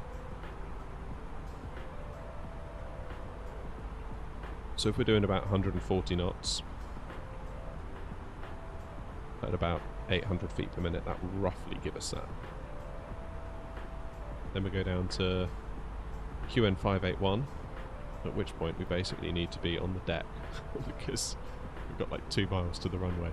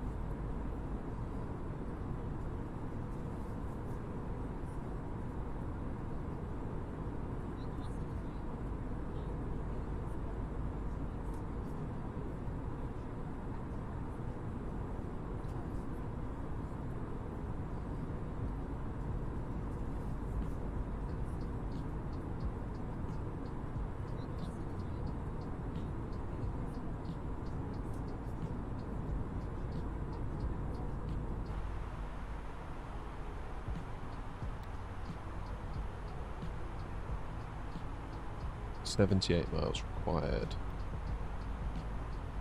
151 before we need to be there.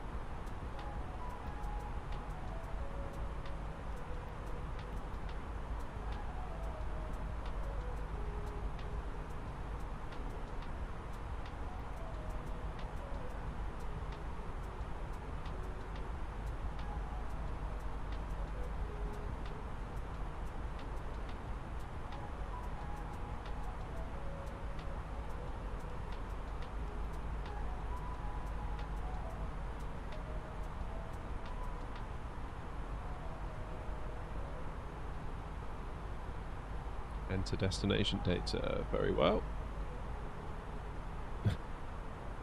Okay.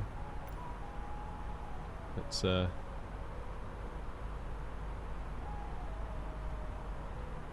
see what there is.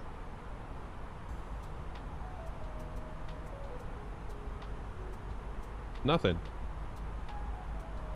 Alright. Guess we can't then.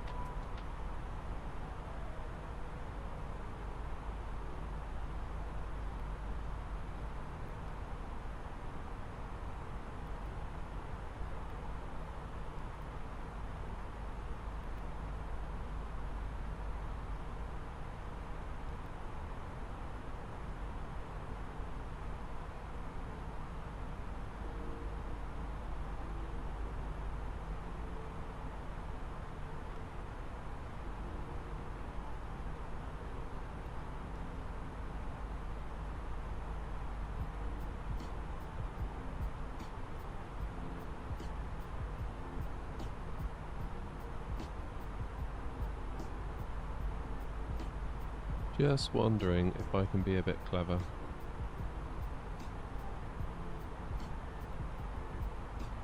Because I don't think this is going to take us in quite right. Right, for better or worse, we're going to do this.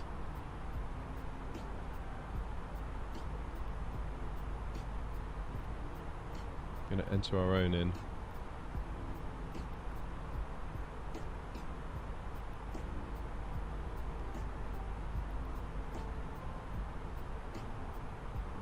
The QN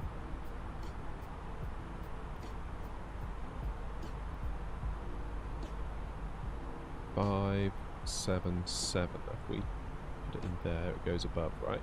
Yes, it does. And at QN 577, we need to be at 10,000 feet.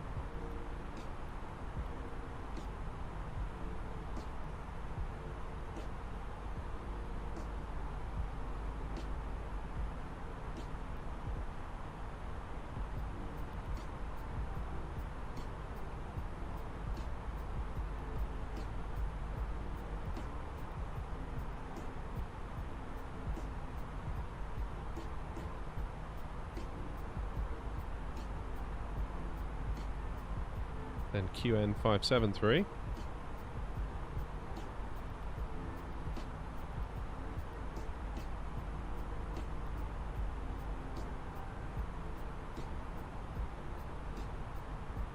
At 9,200.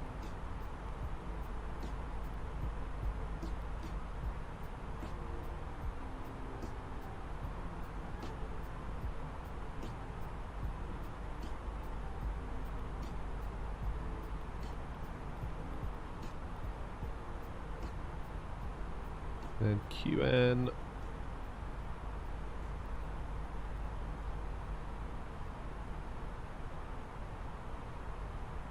571.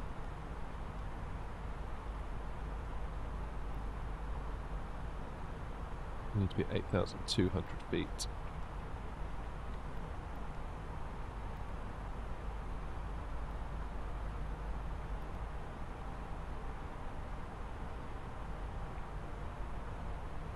Then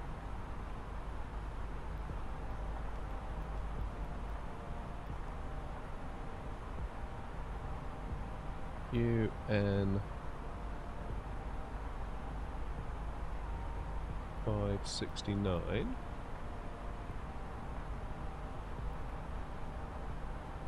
That's 71.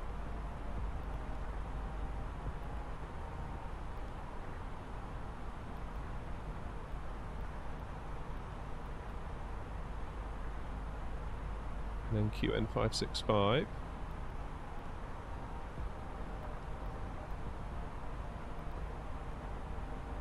at 6,300.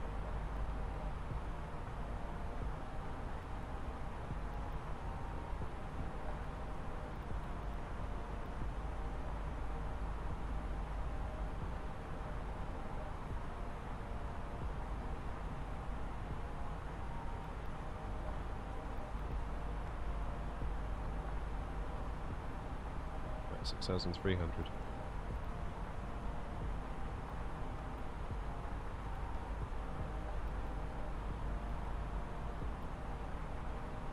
It's nearly time for us to start descending anyway.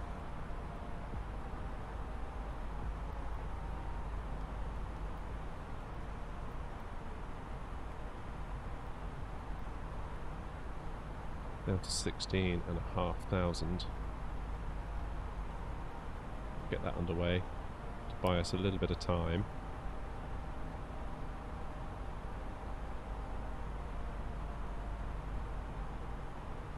So we can carry on entering all this stuff.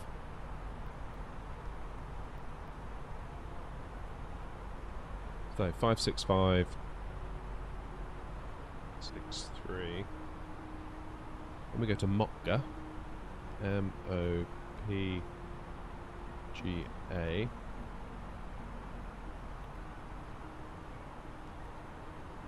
From the flight deck, ladies and gentlemen. Then at Mopga we need to be at 5,500. Down to our destination.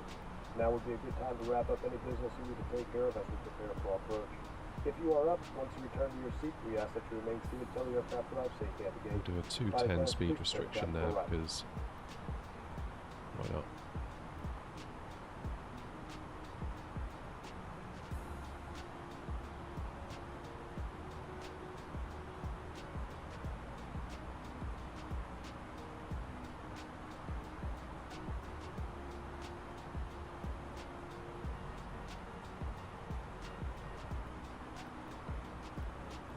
Then we will go Omubo. O-M-U-B-O.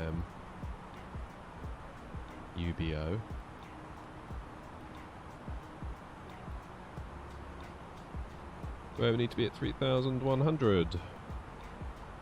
Ah, damn it. I need to click into it first.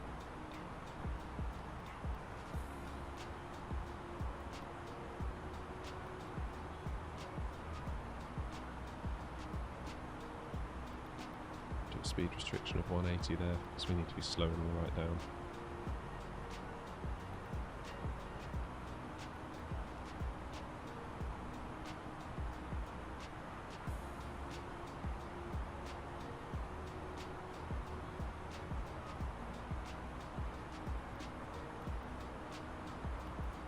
Then from there it really is a bit of a visual kind of thing, so let's see how that looks in practice.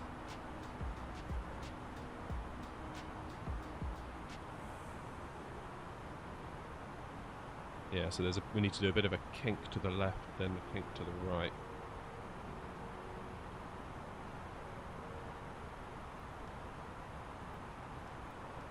Okay, so here's us. We're coming down. Kalsu.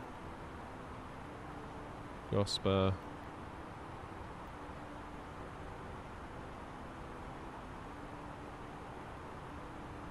Then we start bringing ourselves around. Bump, bump. Bump. That's looking good. That's looking good. Alright, I feel much better about that.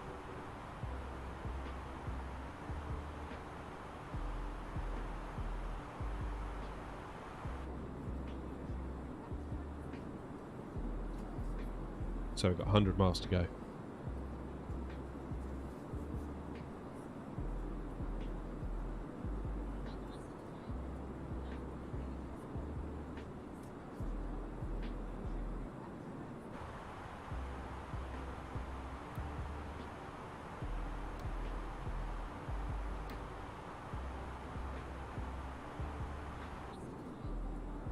And we can soak up the views.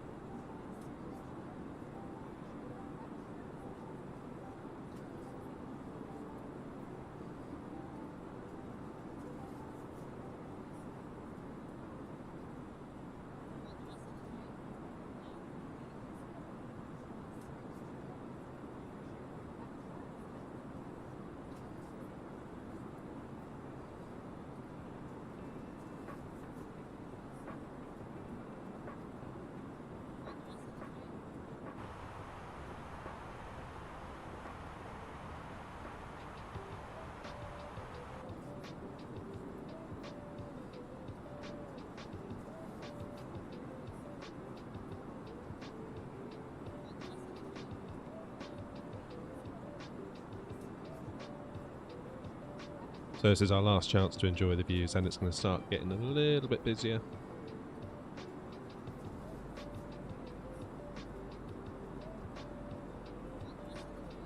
So we're going to need to really pay attention.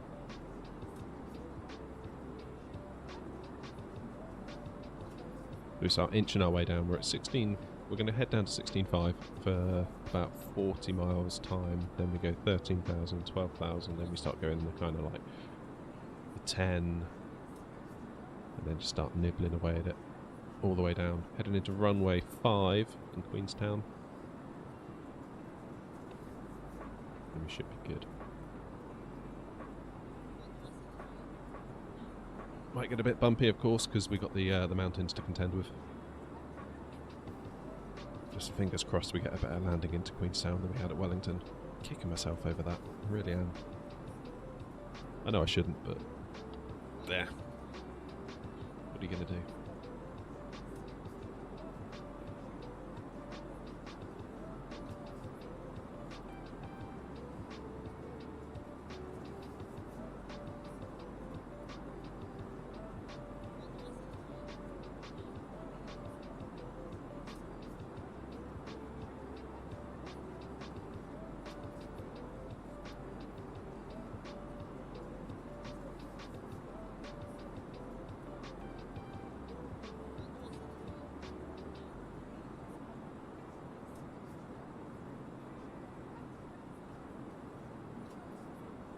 So actually, I don't know if we'll be able to see, but Queenstown is almost directly ahead of us as the crow flies. But of course we're going to move around to the right and kind of U-turn our way in. Those circular fields look cool beneath us. I don't know what that's all about.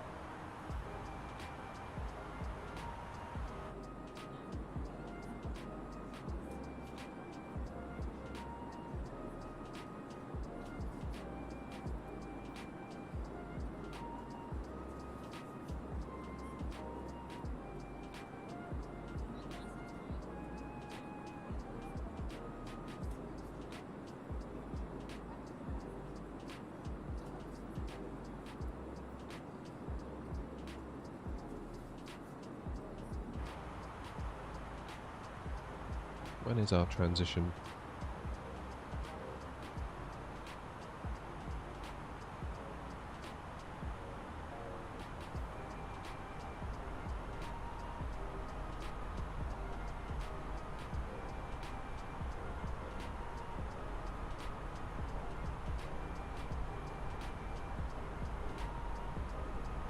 Doesn't really say, does it?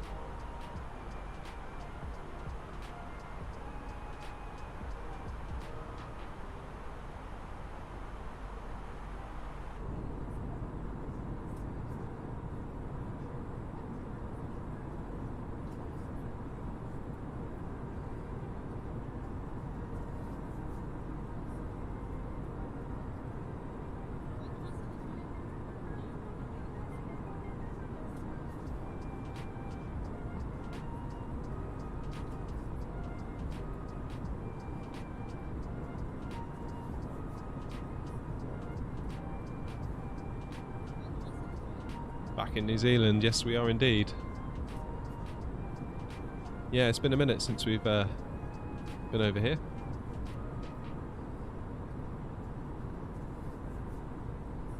Mind you, the less said about our landing into Wellington about an hour ago, the better. That was a terrible landing.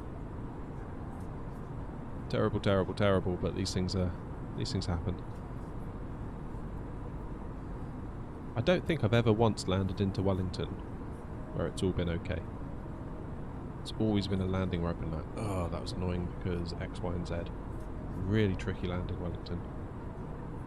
It doesn't look that bad. Like, as you're coming in, it's like, you know, everything seems fine. It always catches me out one way or another.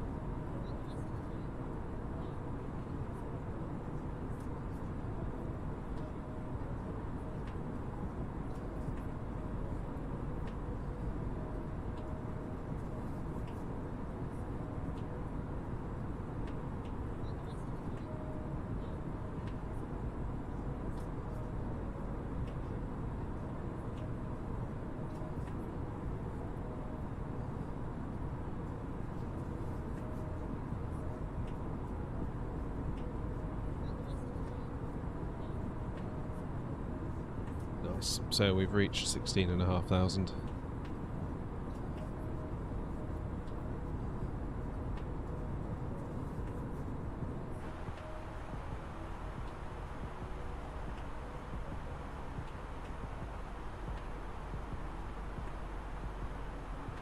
I suppose we could go another 500 feet because it is one of those waypoints where it splits the difference between, as you can see here, between 16 and 17, so we could go the extra 5.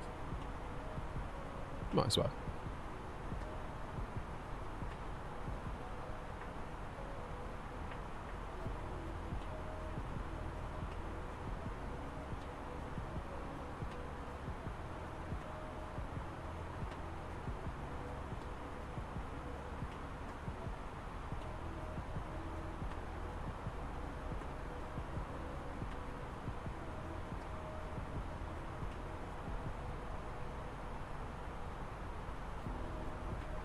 Hey Nate, how's it going? Yeah, we got the full livery. Where is it? There we are, look. Whoops.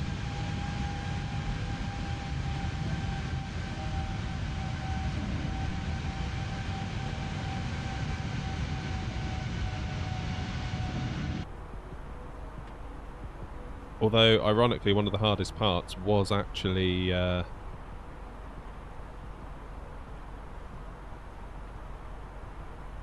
the winglets. Getting the text to be the right way. That was harder than I thought it was going to be.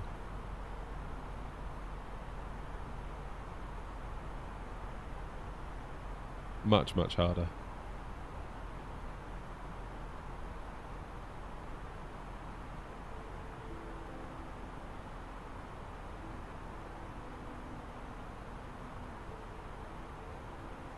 Okay, so the next waypoint is above 13, then above 12, then between 10 and 12.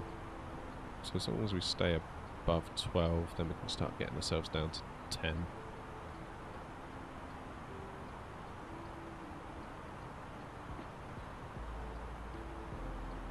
Yeah, the growth has been great, Nate. It's been absolutely amazing. Still struggling a bit on the watch hours. That's the one that keeps being the tricky one.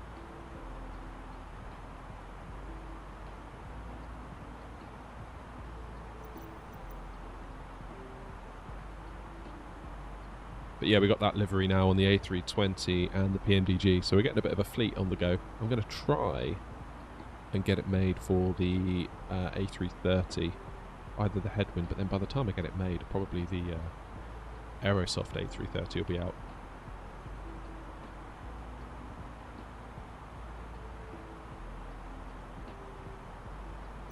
Now then, there's not going to be any...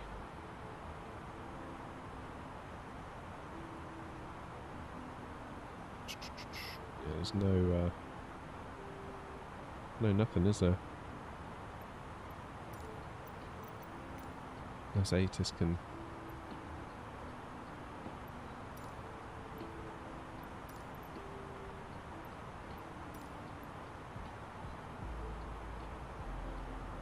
Wind calm.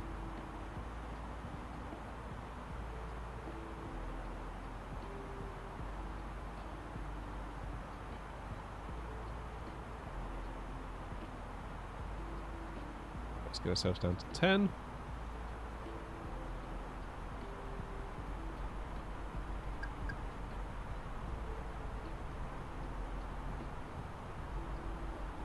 Altimeter, come on. 3003. That'll do. Too far off. There are those mountains.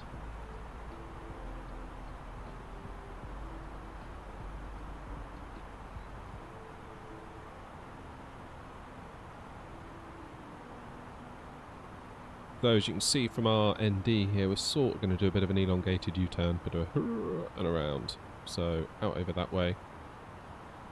Then...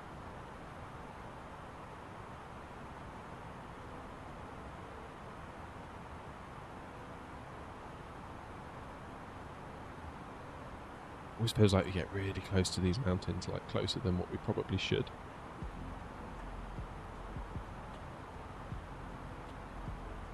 but then it says above 10 here, so we are within spec.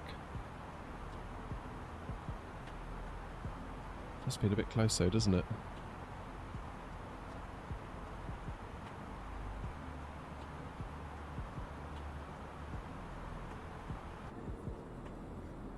Imagine seeing that as a passenger. Must be incredible.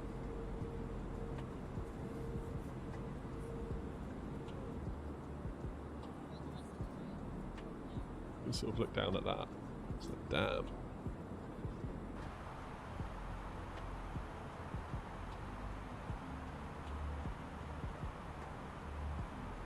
Right, where are we going now? 9,200 for the next waypoint.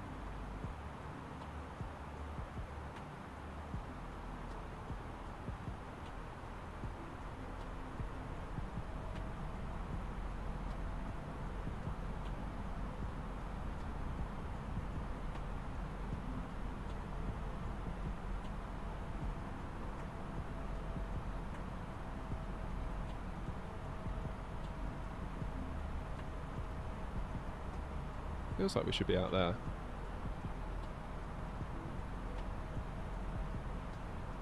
That probably makes sense, wouldn't it, to track the valley rather than go over the mountain.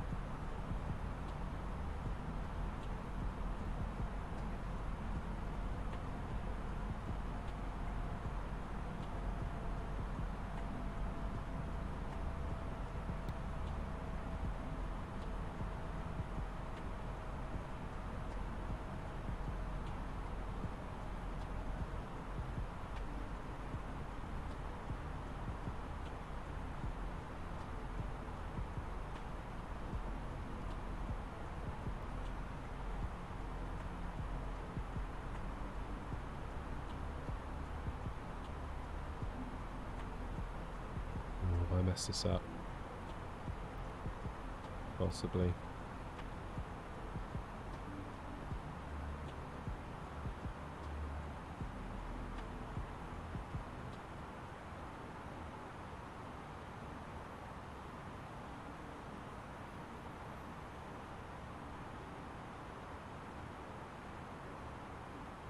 You're not?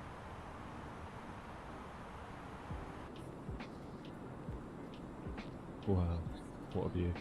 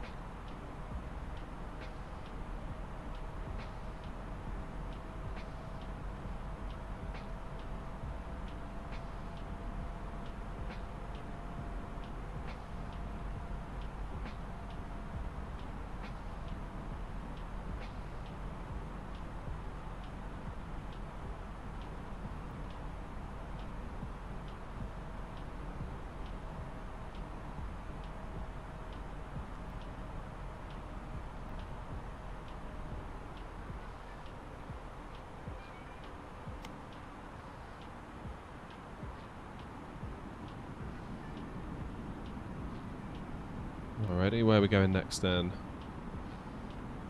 QN 569. 7,100.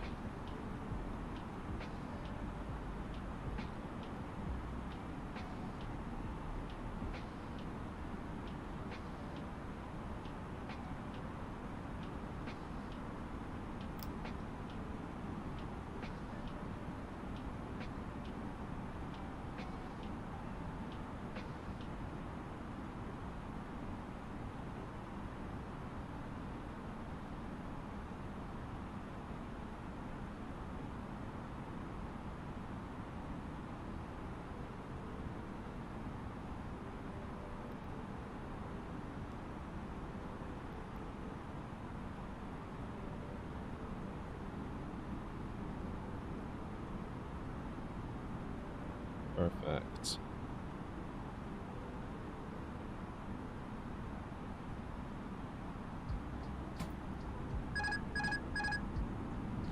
let's fly this little bit ourselves, shall we?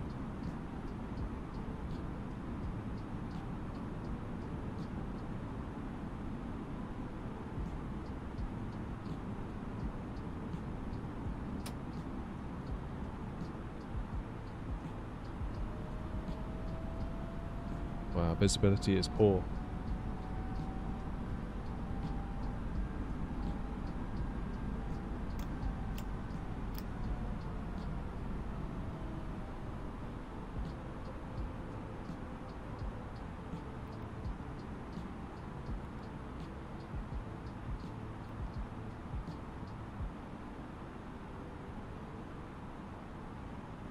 Go. Right, let's go down to 6.3.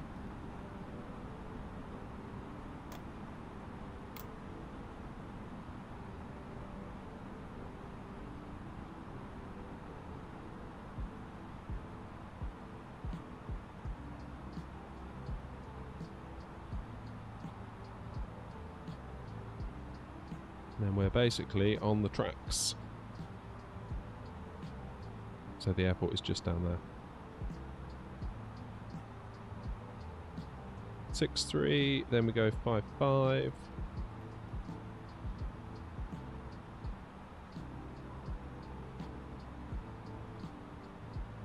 Then 3.1.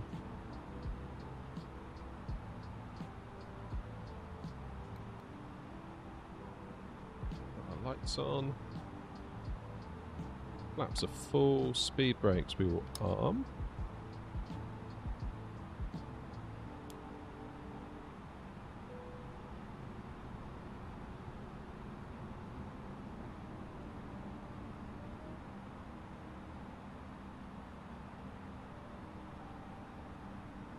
So it's my understanding that the runway is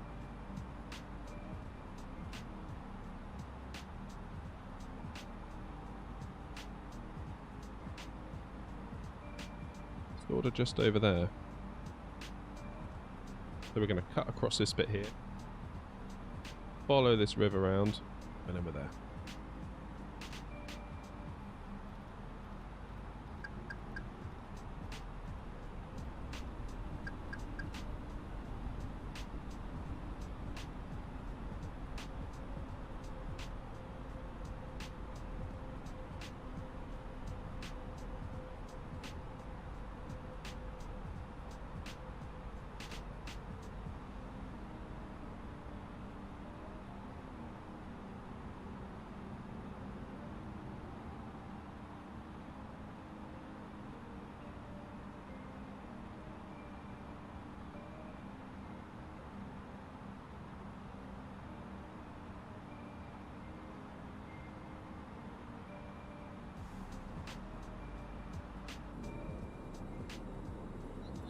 I mean, that is a pretty amazing view, isn't it, to get as a passenger? Imagine seeing that.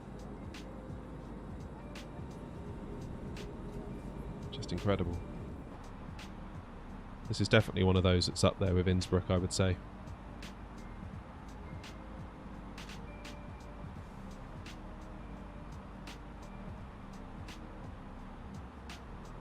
Right, I'm going to get rid of the map.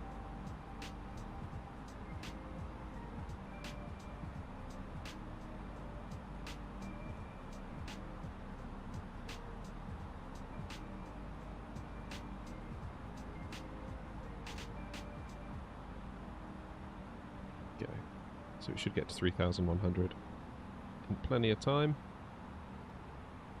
2,500. You're down.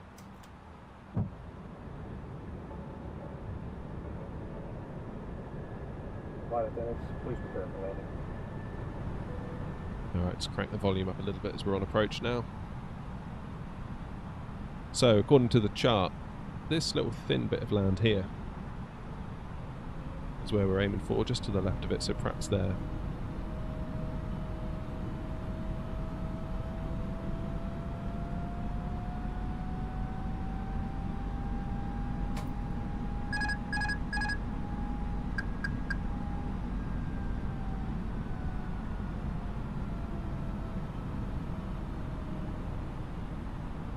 We're going to keep our descent on the go, I think.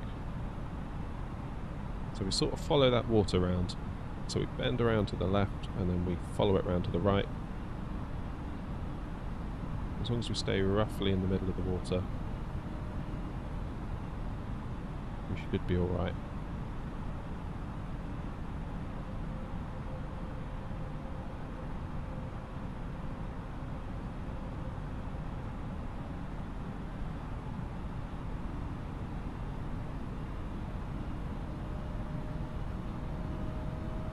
Yeah, I'll have to wait till we're on the ground, Loco. I can't multitask. Believe me, I've tried. But I will gladly answer it when we're on the ground.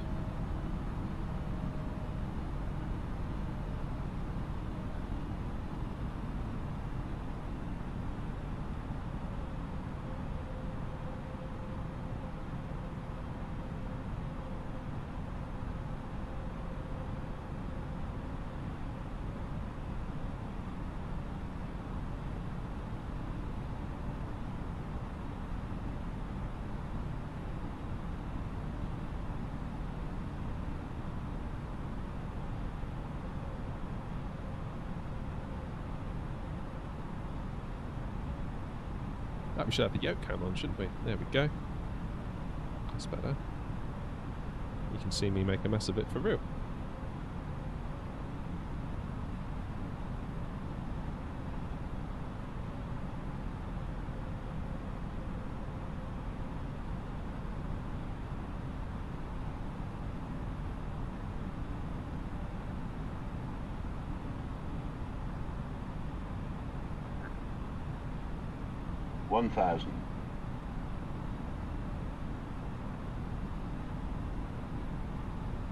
Where is that runway? Could really do with seeing it now.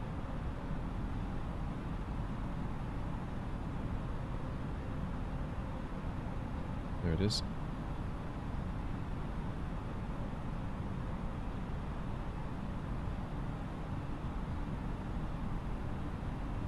Two reds, two whites. It's not a bad start.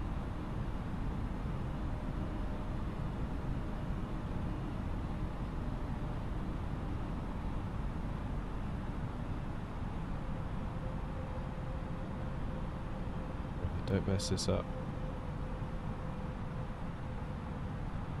Keep that nose down.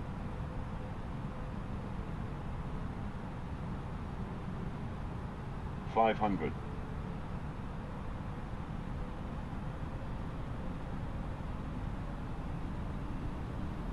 400.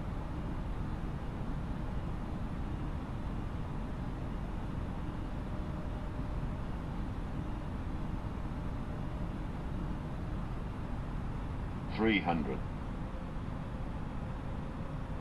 200.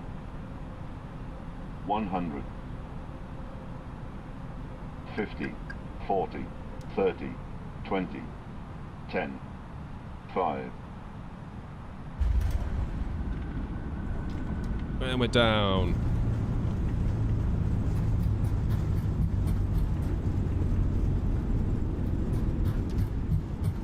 Whew. Well, that was much better than Wellington. Very pleased with that. Very pleased indeed. Right, where do we go?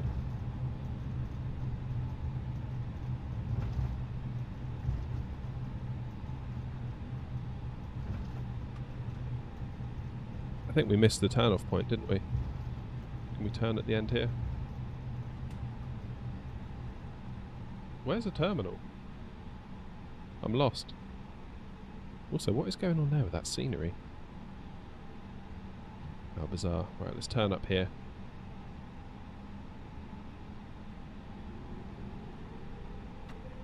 Yeah, actually, you're not wrong. Wellington was... blimey. Yeah, the less said about that, the better.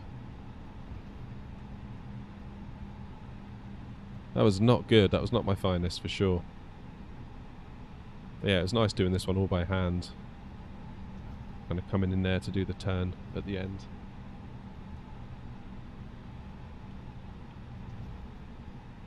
Right, let's get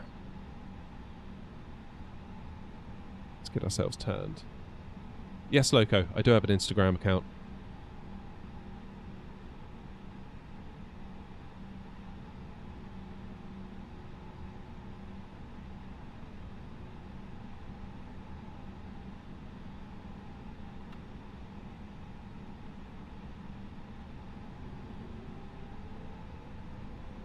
Charlotte, lovely. You have a great day. We landed there recently, actually, didn't we? Are we going to be able to fit on that taxiway? Feels like maybe not.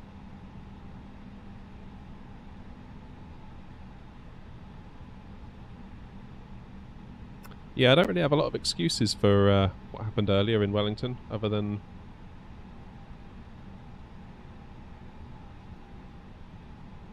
See if we can fit on here, just for the lols.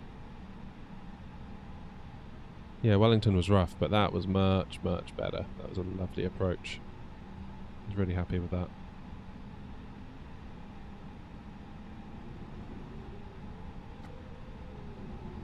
Something tells me this airport isn't designed for an A320.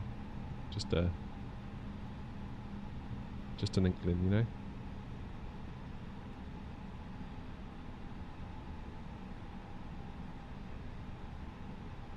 Yeah, Wellington continues to elude me. It really does. Really tricky one, Wellington. Looks like it shouldn't be too much bother, but then when you get there it's like, ouch. Every time. It's about the third time I've landed there. Every time. It's been bad.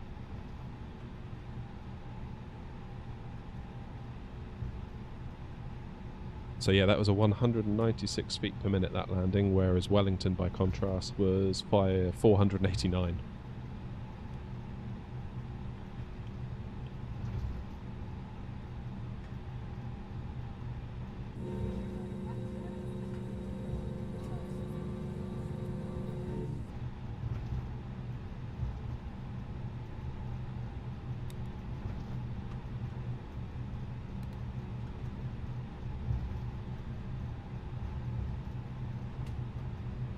We will beat Wellington eventually.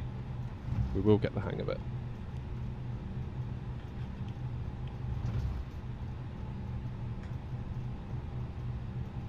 You backtrack all the way to the terminal, do you? Oh, okay, that'd be that'd make sense.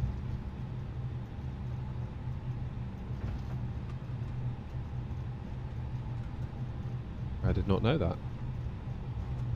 Appreciate the info though. Won't go this way next time. Although, do we fit? Just.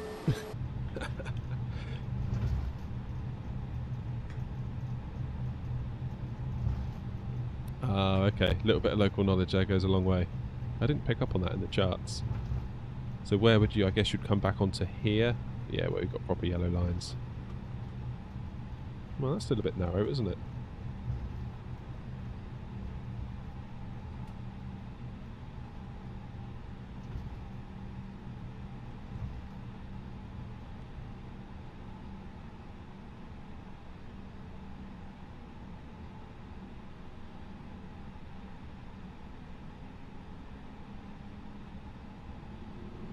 Let's just go this way for a minute.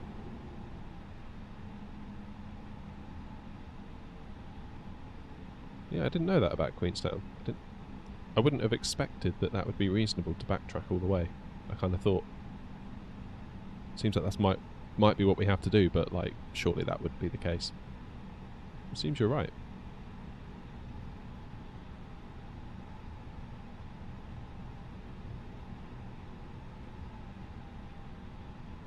Yeah, that would make sense. Okay, I'll remember that for next time. Appreciate that. Cheers, Loco. Every day's a school day.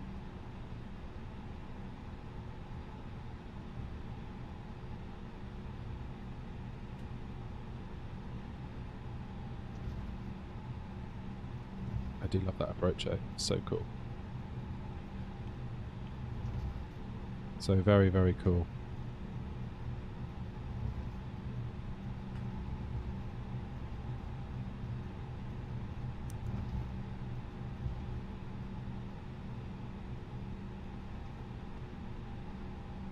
Right, this will do it. This will do it nicely. I'm glad we got a good one under our belt after that disappointment in Wellington.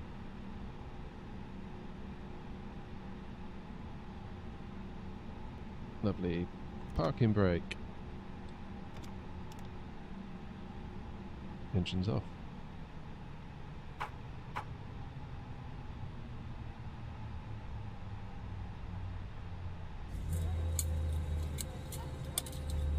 We made it. We made it. That was good fun. I enjoyed doing it like multi-part. I think that's the way I might do the streams more in future, you know, rather than doing like these big, I say big, but like a 2-hour flight. Doesn't sound like much because it's still a short flight relative to other flights, but still 2 hours just to be in cruise is quite a long time. Whereas I do prefer the kind of 1 hour-ish legs, because you're up, you know, you're getting things sorted on the ground, you get yourself up, then we can chill, have a little chat for like 20 minutes, whatever. Then we're into descent. There's always stuff going on. I kind of feel like if we were to go from like, I don't know, Gatwick down to the south of Spain, that's a long time, isn't it? To just kind of be in cruise. Whereas I like that there's more going on all the time with the shorter legs, like Auckland, Wellington, Wellington to here. Similar distance, but it's like we've done more on the way. It's been more of an active stream. So I've enjoyed that. Like it says at the little airport, you usually have to backtrack because the don't have that much space for taxiways. Yeah, okay, that does make sense now in hindsight. I suppose the clue would have been the backtrack markers as well, because they were trying to turn me part way down the runway and I went all the way to the end. Yeah, that would make sense. So you live and you learn. You live and you learn. Anyway, folks, I think that marks the end of our stream. I'm almost out of time, so that was a pretty good timing, really, that we got here without issue, without any go-arounds, because that would have made things quite tight for like real-life stuff that I have to do in the next half an hour. So I'm going to leave it there. I'll say thank you very much indeed. Hopefully I'll be back maybe tomorrow night, if not Wednesday morning. I'll schedule it so you know. Maybe we'll check out some of the new airport. Maybe we'll stay in New Zealand on Wednesday. And check out some of the new handcrafted airports that have been added. Ones that are big enough for us to get an A320 in anyway. And we'll see what they've been up to. But I'll say thanks very much. Have a great day. And see you on the next stream. Take it easy.